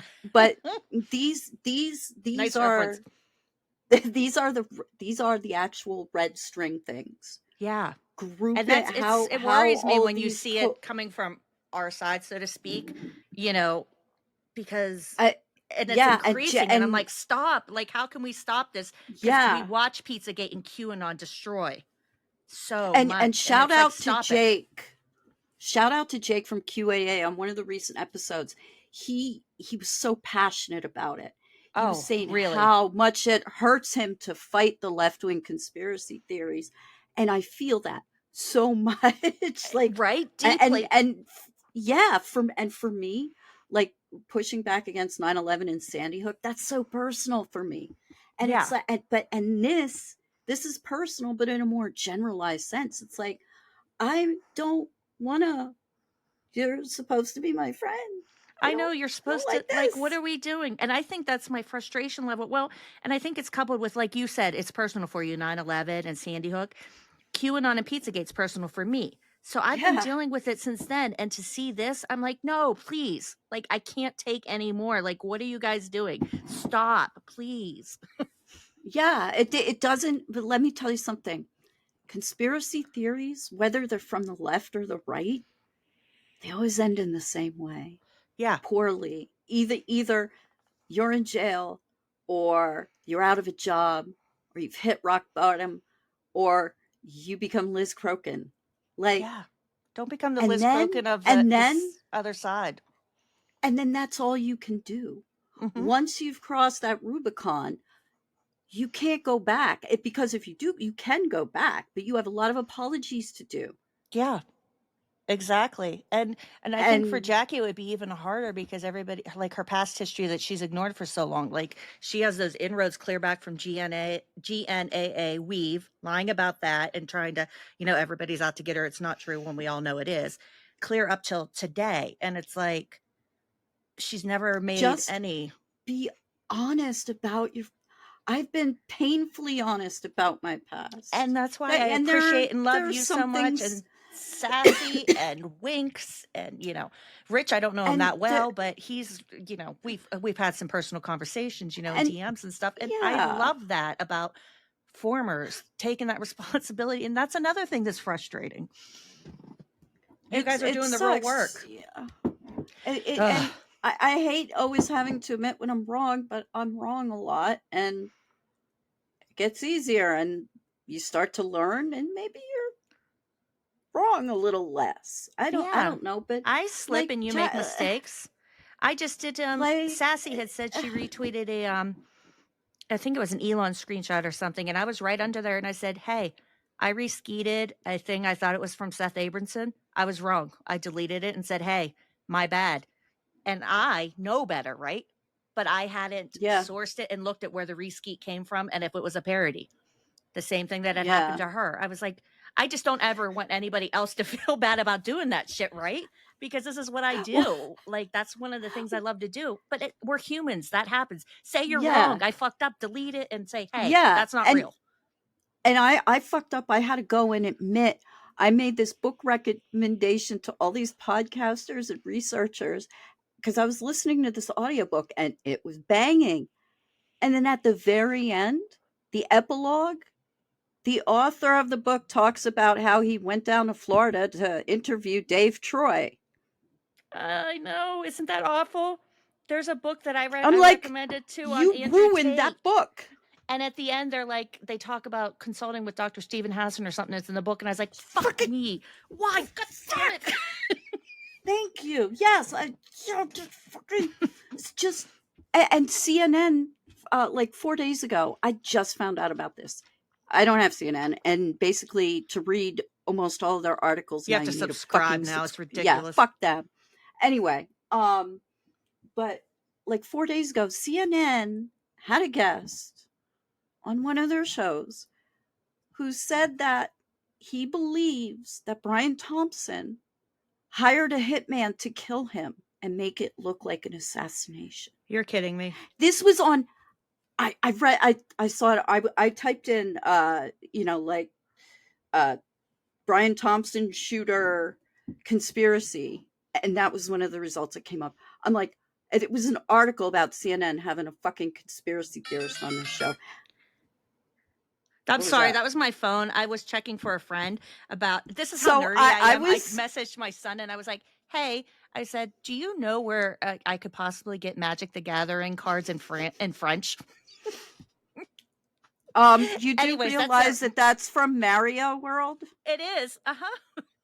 We were just talking. Never mind. Okay, never mind. That's the coin drop. That's my ringtone.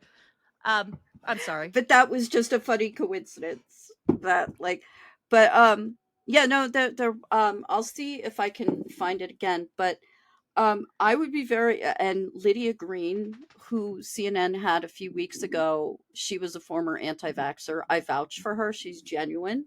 She's legit. I've seen her stuff. Yeah. But here's the thing now. My rule to most people out there, and if I'm wrong, please correct me, but I think as a general rule, anything that's on CNN that does not have Donny O'Sullivan's name attached to it, I would be very, very careful. I'm extremely cautious with legacy media these days, and I hate to be that way, but I only watch if it's, this morning I was up early and David Gilbert was on. He came on to speak on CNN this morning, and I was like, oh, David's on. Good guy. Yeah, I love David. So I was like, I'm going to go watch David. I retweeted everything, and I went and watched David Gilbert's segment, and I switched off CNN. So I watch the people that I know you can trust, that their work's good, and, I'll do that. Clarissa Ward, I think she's fucking amazing for, all of her reporting, with the Ukrainian war and overseas. She is a rock star. I love her reporting, but I won't watch. You have to be careful on, MSNBC, forget about them. I just won't do that. But, yeah, you have to be careful. I agree. Yeah. All right. Yeah. It's and I've been noticing just like sometimes I like to do like a perusing of like headlines just to get a general zeitgeist of, what's the zeitgeist today. And more and more of these headlines and these articles from various news outlets seem to be bending the knee. They are decreasing their like critical footage of Trump. Oh, they really are. And some of them like are being like apologetic. Yep. because It's 2015 they're and terrified 2016 right already now. again. Yeah. They're yeah, but here's the thing, like we are in because the internet has given everyone access to quote unquote fame, and everyone can be a reporter now. That changes the dynamics and the paradigm of like actual news agencies. But what's also happening right now is we are seeing the degradation of these news agencies as time goes by. And that probably is partially related to the internet. Like, look at Newsweek. Look at Newsweek, what Newsweek is now compared to what they were like 10, 15 years ago. We used to get it in high school. That was one of our magazines we got to learn about it was politics. it was like balanced. Yeah, it was up there with Time. I It was know, up- yeah. Like it, and now it's basically Us Magazine. And what we're also seeing though is like as more and more people can become reporters, that also how do we know who is actually like using the facts and who isn't? There it's like you can't trust the mainstream media, but you also can't trust the that Substack that independent. somebody retweeted. Right. And we are at a tipping point. What our parents' generation, they had Walter fucking Cronkite. Right? Dan Rather. I Three grew channels. yeah, Dan ABC, Rather, NBC, CBS. Peter Jennings. Mhm. Peter Jennings. And they weren't lying. No. They were for the most part telling the goddamn truth. They Yeah. weren't lying about weapons of mass destruction in Iraq. Mm-hmm. See, this is They weren't carrying water. This is the media is also to blame for the proliferation of conspiracy theories and fringe movements because they can't be trusted. That let people like Alex Jones, Bill Cooper, that led them all to do the "We Are the News" now, long before QAnon was. Yeah. Well, Bill and Cooper CNN had speak- field go ahead. reporters. I know. Bill Cooper had field reporters. He was, this was before there was he was barely using the internet, I think, at that time. So look at why it's gotten to this way. Like that we are in this position we can't trust. Who the fuck do we trust? That is the new what is the meaning of life question. Oh, I know. It's so, and that's why I'm like Dr. Mark Argentino, his work, like you can trust when he reposts stuff. Fucking brilliant. Like there are certain people And that Cheyenne. you know. Cheyenne. Yeah. Like there are certain Cheyenne. things that you know that you can really Mike trust. Rothschild. Mike Rothschild, David Travis, Gilbert, Poker. Travis. Yeah. Julian. Poker. Yeah. Like Jake. Yeah. Quacks. Yep. And Dapper. Yes, Dapper. Yeah. Like, you can trust these sources, but not convincing, but getting other people to realize that these are trustworthy sources when the well gets poisoned by StuAnon, for example, because they have a large following between them all. That's kind of hard, right? Because they're the enemy. They're paid by Russia. They don't care about Mike Flynn.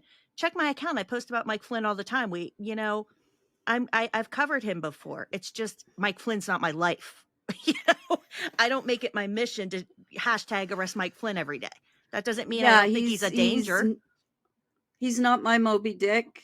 No. I mean, go ahead, Jim. Like, go have fun chasing your great white whale. Doesn't that I've never read the book. Doesn't it end badly? It does. Okay, I thought so. But yeah, it's like, it doesn't mean that we don't care about these other topics or things. Everybody has their own. It doesn't mean that we're pro Russia or, that's fucking insane. Like, I don't know these people. If you're not with me, then you must be against me. No, yeah. If you're critical of my work or you disagree or, you say I got something wrong. There's no nuance. No. There's no nuance. They lack, as Alex would say, discernment. Or Sweary Carey. Discernment. Remember her we should watch one of her things sometime. Oh, Steph, let's do that just for fun, please. I love. Oh yes. I've been watching so much Sweary Carey. And if you ever want to do an Art Bell, oh, I would love that. Oh, I'll do it. We can do, yeah. Like we can mix this up. You let me know. You tell me, and we can like go back and forth because I would love to do I love fucking Carrie Cassidy. And She if may you be want me- anti-Semitic. Yeah, and if you want me next week, I'll have to, like, I'm taking my microphone with me, but I might be able to get to use Doug's studio in the Funhouse. Okay, yeah, just let me know. Like, so I can work I around might get anything. to come to you from like a big fancy Ooh, studio. swanky. So, yeah. All right, let's see what else Jackie had to say here. Sorry for the long. No, I think it's good that people hear these conversations, you know, and take it all in. And I'm gonna drop a link in the chat with you and me, and if you can drop it in like the public chat. Yeah, I for don't know other why the people to public see. chat's not working like it did before. Studio chat. I'm not sure if I fucked it up this time.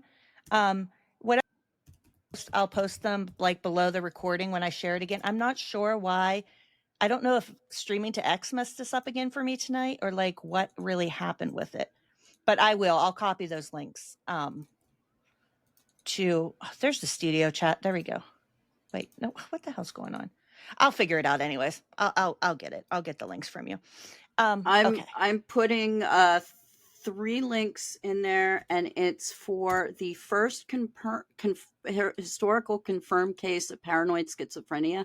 And as you read the I'll details, post those now. Okay. This man was technically the first recorded case of a targeted individual.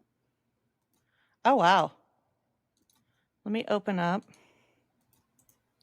my other tab for X, and I can post that under. And I think that's good for people to get like a little bit more of an understanding what a targeted individual is.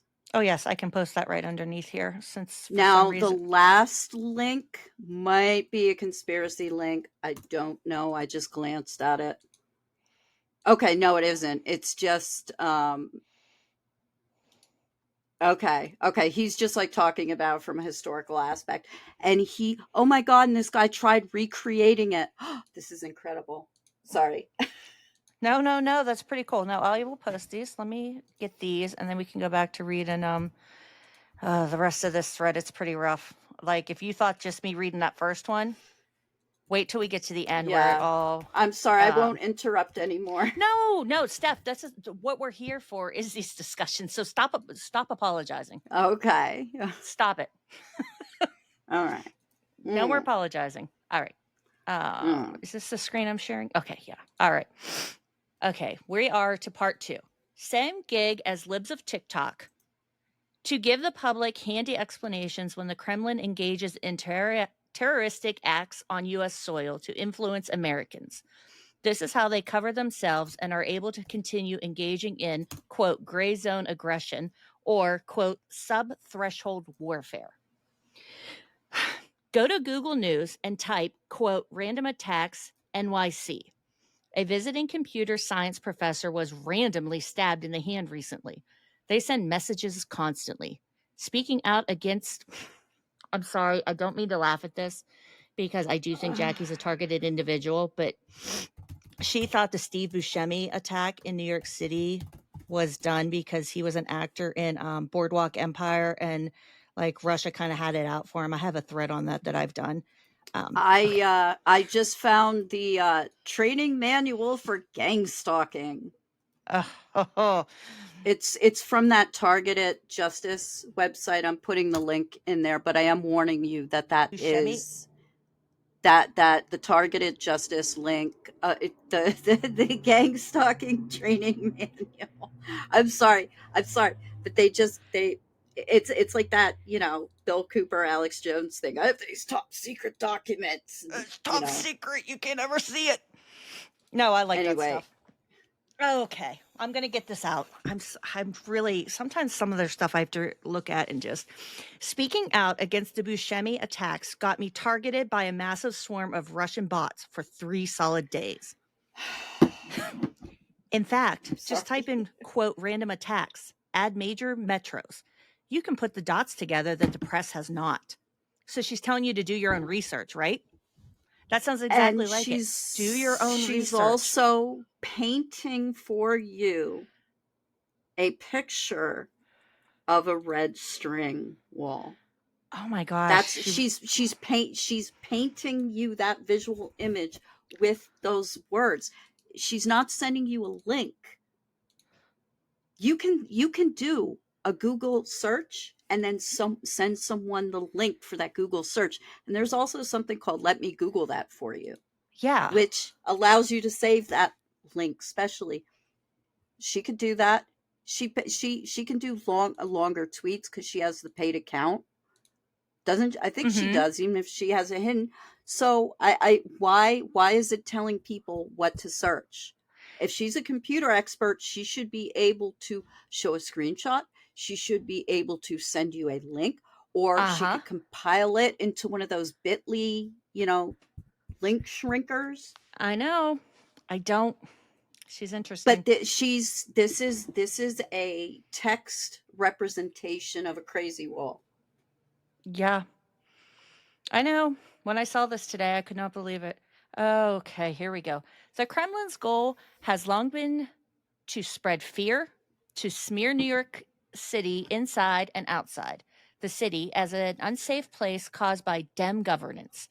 Purpose: shift the population's, I have to expand this, shift the population's ideology rightward. Get Dino Fara violator Eric Adams elected, and justify budget weaponry for an ineffective NYPD. They are mentally preparing the populace to accept increasingly fascist tactics, priming us for violence.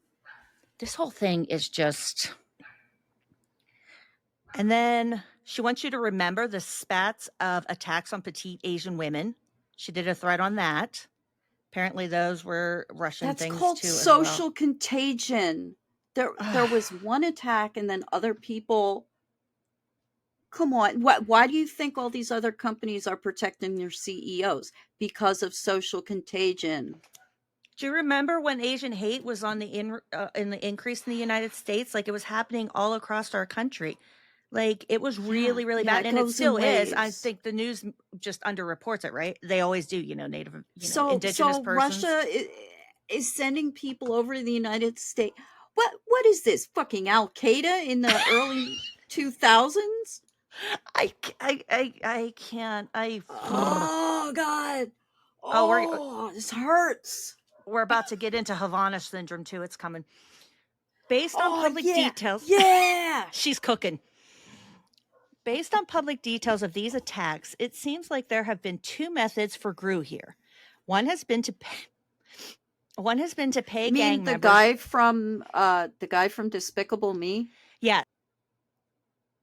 Or do you mean the Russian GRU? GRU. Okay. I know, I'm just... I mean, like, from Despicable Me. Yeah. One has been to pay gang members who don't snitch. Another is in... This line made me so mad. Tell me who this reminds you of. Another is to induce mentally vulnerable individuals to take an action through some power of suggestion, direct and or indirect. Would one of those methods be V2K technology that is pumped through HARP, Jackie? I was like, holy shit. Alex Jones says that after every mass shooting event, after every act of terror. MK Ultra. She's doing like the mind control, the voice to skull. She's dropping hints at voice to skull. I don't know why I'm encountering so many goddamn targeted individuals. I think that's increased too. And I don't know if somebody's studying that phenomenon, the gang stalking and targeted individual community. Like, it's hard somebody to study because they will not talk to you. Yeah, I really hope. I've only seen that one Vice documentary that was done years ago, like probably the gang stalking one. It was one guy, I think, one or two that talked to. Yeah, And in the Vice one, there actually was a family that was being harassed. There, like the school bus would drive by and honk, and because they got a car. So there are some cases where it's actually real. Yeah, and that's what makes it even more fucked up. I know. Ugh. I had Sorry, a friend Steph. that went through. No, it's okay. I had a friend who went through a gang stalking phase, and like even at one point, he was like, "Yeah, I was listening to Marilyn Manson's Sweet Dreams the night before, and then I went into work, and my boss was talking about Marilyn Manson's Sweet Dreams, and I'm like, that was his most popular song. Everybody, Like, yeah. like, My like, mom knows and about it that. turns out my friend was like doing a lot of meth at the time, so yeah. That'll do it. Okay, here we go. Havana syndrome's making an appearance. As with Havana syndrome, our government appears confused by evidence of electronic warfare. Doesn't seem to want to put the dots together. Why? The public must be informed. She's, again, just asking the questions. Put the dots together, everybody. Figure that out. Follow those crumbs. Bake it up. Follow the white Perhaps rabbit. Perhaps NYPD keeps letting local news think these clearly targeted attacks are perpetuated by the mentally ill, entirely of their own she has this in quotes, entirely of their own volition. Not because they are dopes, but because they don't mind if the public feels afraid. They get more respect that way. Wait, what? Is she saying that the government is weaponizing mentally ill people? Uh-huh. Like Russia. Uh-huh. Wait. Scroll down. Was that the frazzle drip? It looks like it, right? The mask? No, it says Yeah. Russia's information warfare. What is it? It's a we'll have to open it because it's one of her articles from her. Okay. I thought that was the frazzle drip, the melting face from the restaurant. Okay, we read. Okay, it isn't just It's random. not random. It's hybrid. What the fuck is hybrid warfare? That's a Jim Stewartson thing. Hybrid warfare. 5GW. Fifth They're generation warfare stuff. Keep up. No. My brain is packed to the brim with crazy shit. This is too much. And it's all in one thread. And we didn't even get to the bottom where it gets to the. This is Alex Jones shit. Oh, sorry. I'll shut up. I'm shutting up. A couple days. No. I'm telling you, so you know. A couple days ago, she said she had some serious public information to put out, and that she was not in danger. She wasn't drinking or taking drugs or alcohol. So if something happens to me, that kind of message. And I was like, holy fuck. Like, and now people are asking for her proof of this. And she's not, and then she's, and I saw some snippets of that where she's fighting them and saying, "Oh, why do I have to give you evidence, bitch? You could just invent it. The onus is on her. She said she had it, right? But I mean, like, even that idiot with those supposed leaked emails, and everyone's like, "Oh, there's not supposed to be a blinking cursor in the emails." Like, she's not even gonna fake it. She's not even gonna fake evidence. She's just going to sit there and argue. She can't even grift right. Nope. So we just get this. And Sorry, I just can't. See number 3 and 5 and hashtag 5B. Like, even when you click on, like, because I clicked on the hashtag, like, it's not even like a big hashtag. And this is another thing they do, BlueAnon. They'll create their own hashtags that nobody else is creating with them. So like 5B connects to all these other, like, she hasn't connected to another movement, or, you know, it goes to like somebody's album. It goes to South Korea and daycare centers. It goes to, you know, a soccer game for sports days. So it's like she just this is performance art for what it's like inside of her mind. It's so jumbled. Yes. I just want to see what this article is since you said about the mask. Russia's information warfare. What is it? Okay, so she's talking about. And then she AIs this stuff. She puts it into stuff and analyzes other people's work. Yeah, I was trying to see if she cited Jim Stewartson because she does that sometimes. But if you can't fucking, it's like people who say that they're using AI to help them write their book. I know. Maybe with editing, but to actually write it? Uh-oh. Notable historical examples. I just saw, I'll have to read this later, but I saw she linked the Wikipedia to the JFK assassination. Operation Neptune, the Papal Plot. Oh boy. She must. I think she's deep in here. If there's any JFK stuff, check with Poker. He can for sure dissect that for you. Next one, meet GRU Unit 29155. Inside Unit 29155. Okay. Does it exist? The Russian cyber agency targeting the West. It's an archive link. I'm concerned about Russia, but I take what our government, the official reports they put out, and then researchers I trust, not Jackie Singh. So yeah, whether or not this exists, I'll have to read that later. Archive runs slow when I'm doing other things. Mm-hmm.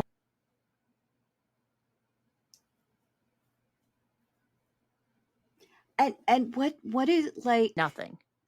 There's no context to this. It's just meet GRU. Do you know what I mean? And then we have... Oh, hey, Jackie follows these rules all the time. Like, it's so disjointed. Remember, she just got banned for threatening to, quote, blow someone's fucking head off. Yeah, I'll end you. And then she said, I don't know why I lost my account. What happened? I'm so innocent. You can't threaten to fucking kill people, Jackie. Like, you just can't do that. Yeah. Fucking crazy. Sorry. Who was the NCSC quoting? Well, CISA, of course. So she goes into some of that. And then we have, at the end, and what's with the jargon? Like, explain these words. Not everybody might know what these, like, acronyms mean. Well, and that's another thing we discussed, too, because in the BlueAnon world, for example, if you watch RadPod, they'll just start talking about somebody, and we'll go, wait, who's that? Like, some obscure figure or something, like, because we do know the person, one of us, their audience might not know. So they don't give a little primer, like, this person did that. It's like Scientologists. Like, bro, I don't know what you're talking about with OT level 8. Why are you, like, you know what I mean? Like, this is internal, like, tribal jargon. And that's a fault of ours, too, because I was talking to Spencer. I forget what day we were chatting up. We had a Zoom, and he was asking me different things, you know, and about BlueAnon and StuAnon and things that we do. And he's like, you know, it'd be really helpful because I get lost. He was like, a primer on this person and what they've done and this and that. He's like, because it's such a big, large. We need a wiki, a Stu wiki, things, you know? And I said, I hadn't thought about that. A Stu wiki. A Stu wiki, yes. And I hadn't thought about that because it's all up here for me and for a lot of people who, you know, have been attacked or they're, you know, in this world or study it, you know, BlueAnon or whatever. And it never occurred to me until he mentioned that. And I was like, oh, shit. Every time I learn a new fact at this age, I forget a number. I'm like, what's that number that comes after 6? Son of a bitch. Oh, I know. And then we're at the end now. Identifies itself as part of a swarm, which is targeted at Stealthy Geek, and that's Patrick Tomlinson, who I also believe is a TI, for years of swatting attacks. Hold on, let me start over again. This account identifies itself as part of a swarm, which is targeted at Stealthy Geek for years of swatting attacks. All that was a proving ground, a test firing range for what they ultimately pulled off on election day. It makes perfect sense he would show up here at this moment and with this content targeting me. They say things like pay by Putin to mock you, throw you off the trail. But I tracked their forum to a Russian bank network block. Remember, quote, espionage, sabotage, and reputational harm. So she ties it all back to Patrick Tomlinson, who apparently, I think he says he hired Jackie or something. I had to go back and watch some of that stuff. Who is but he? I believe, what is he like most known for? He's that sci-fi author. He's the one who made he said that, what's his name? He passed away. He's the comedian, Norm Macdonald. When he passed away, he said that he wasn't funny. He posted something on Twitter. Then Opie and Anthony and different people, not just Opie and Anthony, like a whole bunch of trolls came after him. How can you not like Norm Macdonald? He was one of the best SNLs. What are you going to tell me you don't like Chris Farley next? I know. Fuck? So this is what Patrick says happened. Anyways, this is the story, but he had already had some issues with swatting previous, and some trolls previous to that tweet that he made that drew more attention to himself. But lolcow, I don't know if you're familiar with that word, like LOL cow. Yeah. Just kind of what people Kiwi Farms. Yes. And Jim got himself on there, and I've heard that it is the most thorough biography of him. And I also heard that, contrary to what, like, it's a bad place, but in order to be considered as a lolcow for them to target you, you have to be a real piece of fucking shit. Yes, this is true. So it's like a bad place, but it's like bad people are doing bad things to other bad people. Yeah. And I'm not sure. It's a unique thing. Maybe I'm Kiwi Farms okay is with unique. that. Maybe I'm okay. I'm not okay with it, but you know what I mean. Like bad people doing bad things to each other. Yeah, and I've watched some of the things that have been done on Jackie and Patrick Tomlinson from whoever covers them as lolcows, and they're not my people, but they do have some factual and good information in there. I don't like some of the language that's used. It's kind of like the Chan language, and that kind of stuff, which I've been on the internet forever. I've seen it all. There's nothing that's going to shock me. I grew up when you did too. I was on the internet like in the mid 90s. Me too.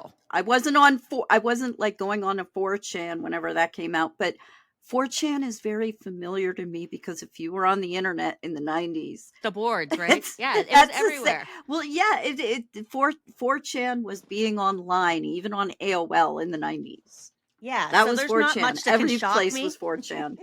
Yeah. Yeah, the whole internet. Yeah, so it's just like I've never really been There's on not much 4chan, that can but it shock feels me. familiar.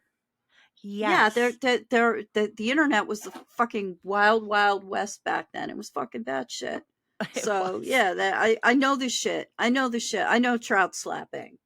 Yeah, exactly. Yeah. So, and that's basically Patrick, and he won't ignore the people who are surprised. Instead of blocking them, he like has this repeated message where he's like, "No, child, you're going to jail." Like it's just really bad trolling back, and it just makes them want to target him more. Is he really saying, "I know you are, but what am I"? Yes. Thank you. Yes. Thank you. Perfect. That's fucking. And like nobody deserves to be swatted. And there is like he does have some footage, but I think it's my opinion. I think a lot of it, like after some of the incidents haven't happened, like he runs an Airbnb out of his house. Like people wouldn't keep coming there if you were being swatted. Like that's dangerous. Like I wouldn't fucking go to an Airbnb. Well, unless people don't know until they're there. I don't know. Like maybe he sells it as hey, have you ever wanted to experience what Michael Douglas did in the game?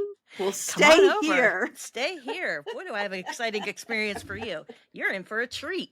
Have you ever had the police knock on your door and put guns in your face? Wellness check? Would you like one of those? Have you ever been totally mind fucked? And he's another one that is like there's this BlueAnon Stuniverse with the main characters, and then they spread out, and then there's all these little like stars. The extended Stuniverse. Yes. The extended. It's like Marvel. It's like, oh, there's someone out there who's really good with the Shelby. Maybe you should do it. I want Marvel Extended Universe, but my brain has for it. Who would be who? I need to know who would be Captain Marvel. Who would be Shadow Cat? I need to know who would be the Phoenix. We've got to go. I don't think they deserve some of the good ones. We've got to go to the more obscure ones that weren't written about or didn't star in big movies. I don't want like anybody being like Man Thing or like a cool obscure character or even like a main one that's pretty awesome, you know? Yeah, and you can't make Heidi Kuda Shadow Cat, please. Don't no. do that to me. I refuse to let that happen. Whoops. Oh shit. I quit sharing that. I didn't mean to. Oh, by the way, if you can see it, the not so much under my name, Poker put that under my name. he put under his name has a powerfully strong bladder, and then he put under mine not so much. See, mine, it's pretty strong because I've been sitting here the whole time, and I'm like, it's because Taj was showering, and I'm like, I'm doing really good. Like, I'm handling this. Like, he'll get out soon. He'll be done soon. It's all good. You're doing good, Shelby. You're good. You're good. Finish showering any second, and now I don't have to because like his shower's over. So like it abated Because itself. it just sucked right back up into your body. That's how it works. Yeah, that's what I've heard. I'm gonna do some research on that later. Yeah, it's if you have extra balls, that helps. That's what I've store the heard. pee. Pee is stored. Yeah. Pee's stored there. That's what I've heard. Yeah, and it's just really sad because I think her and Pat, when she got involved in accusing the man from Sweden of being tour swats, it kind of involved Patrick too. And there's this whole, like, God, you could do a whole like deep dive into them too. It's a mess. It's a hot mess. So I think they're targeted individuals too, and it's kind of been looped in there. Like I said, the Stooniverse is huge, and my brain is like, I don't know how much more I can, like, I can't fit all of them in. And they don't trust therapists, because No, they don't therapists even and trust, psychiatrists are part of the system that is trying to fuck them over. And so the chance of a TI ever getting treatment is like extremely low and extremely rare. And the online TIs, for so long. Like you've seen Jim's screenshots, 19 hours a day. Yeah. And I just don't, like, what could you possibly do online for 19? Like, okay, maybe I'll play The Sims for 19 hours. I actually have done that at some point. Well, I have too. Like I've gotten wrapped up in video games, but that's like a hobby.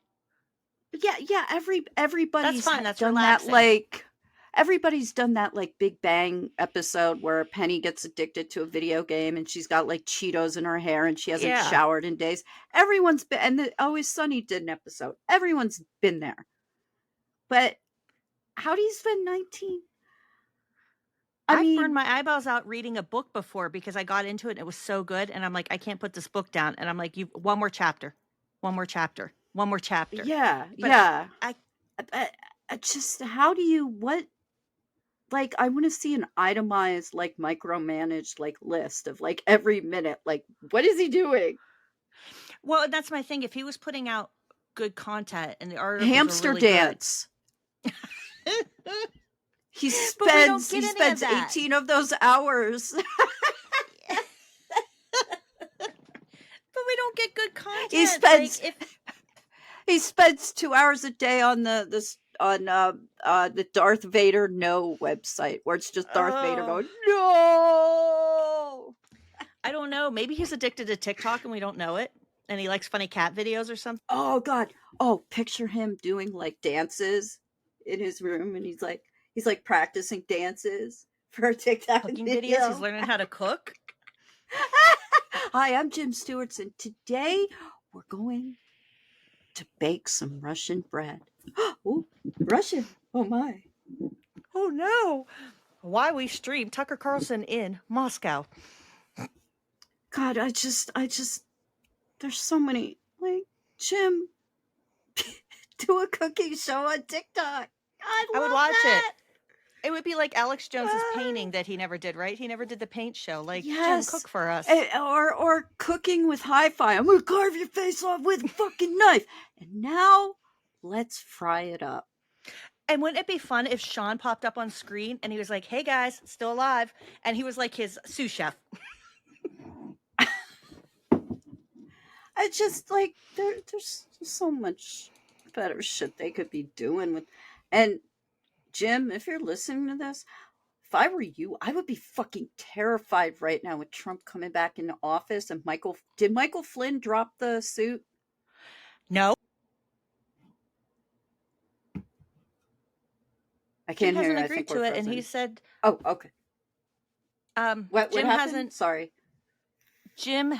Mike Flynn wants to settle, but Jim didn't agree to it, and he said, I laughed about this today because it's Alex Jones again. I hate relating everything to him, but Jim said he will protest and hold press conferences daily. What? Who is going to come to the press conference? My fucking God. Oh my. Hi, CNN. Can you come to my living room because I don't leave the house? Or tell you what, Lolo, put on this mustache and these little fake eyebrows. You go into CNN. You tell them that you're me. I know, like, and the thing is, like, what if they focus, like, do good work, like just a different. This is childish shit. This like is some inward perspective, like log off. Mm-hmm. This is baby shit. Like quit when you're a doxing kid and fail doxing and people. Yeah, this is like the shit you do when you're a little kid. I mean, like, I had friends that had like camcorders in the 80s at their homes and stuff, and we would, you do your fake newscasts. Oh, I love those. That's Those the are shit. so Like, fun. we're gonna do a press conference, and we're gonna start our own job. And I know. That's what Jim sounds like when he just like fucking. It's so just sad. get your fucking play school busy box and go do that for 19 hours, Jim. I can't imagine. Even at my deepest, and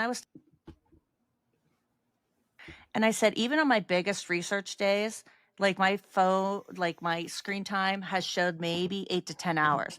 And that is with me even taking breaks. Like I go to eat dinner, or I'm watching another YouTube, or I'm listening to a podcast, or I'm talking to somebody online. Like it counts that screen time too and breaks it all up. Like I'm not doing just that, but that's like my deepest research day, looking into a topic or whatever, like the Moonies and Dr. Stephen Hassan. Like that's what I'm working on right now. So that's my deepest.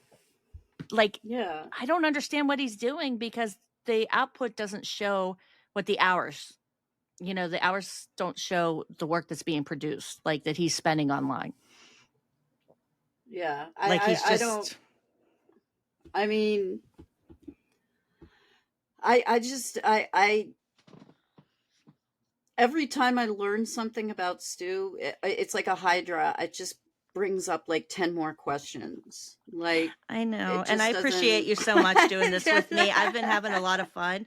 And maybe we need, how like Knowledge Fight had to take a break, like because Stu's become too much. And that's why we need Sweary Carey, and we need shit. I forgot his name. I wanted to say George Norrie, and that's wrong. Yeah, Art Bell. And we need some Art Bell, like, because you can only take so much of them, right? And you know what? George Norrie is a right-wing shitbag, but he has got a gorgeous radio voice. His voice was made for the... It's just that fucking... God. Yeah, so... And maybe... Sorry. I just so, like... I'm going on vacation. If we could do, like, a fun one, where we're not, like, doing this Stu... stewing on bullshit.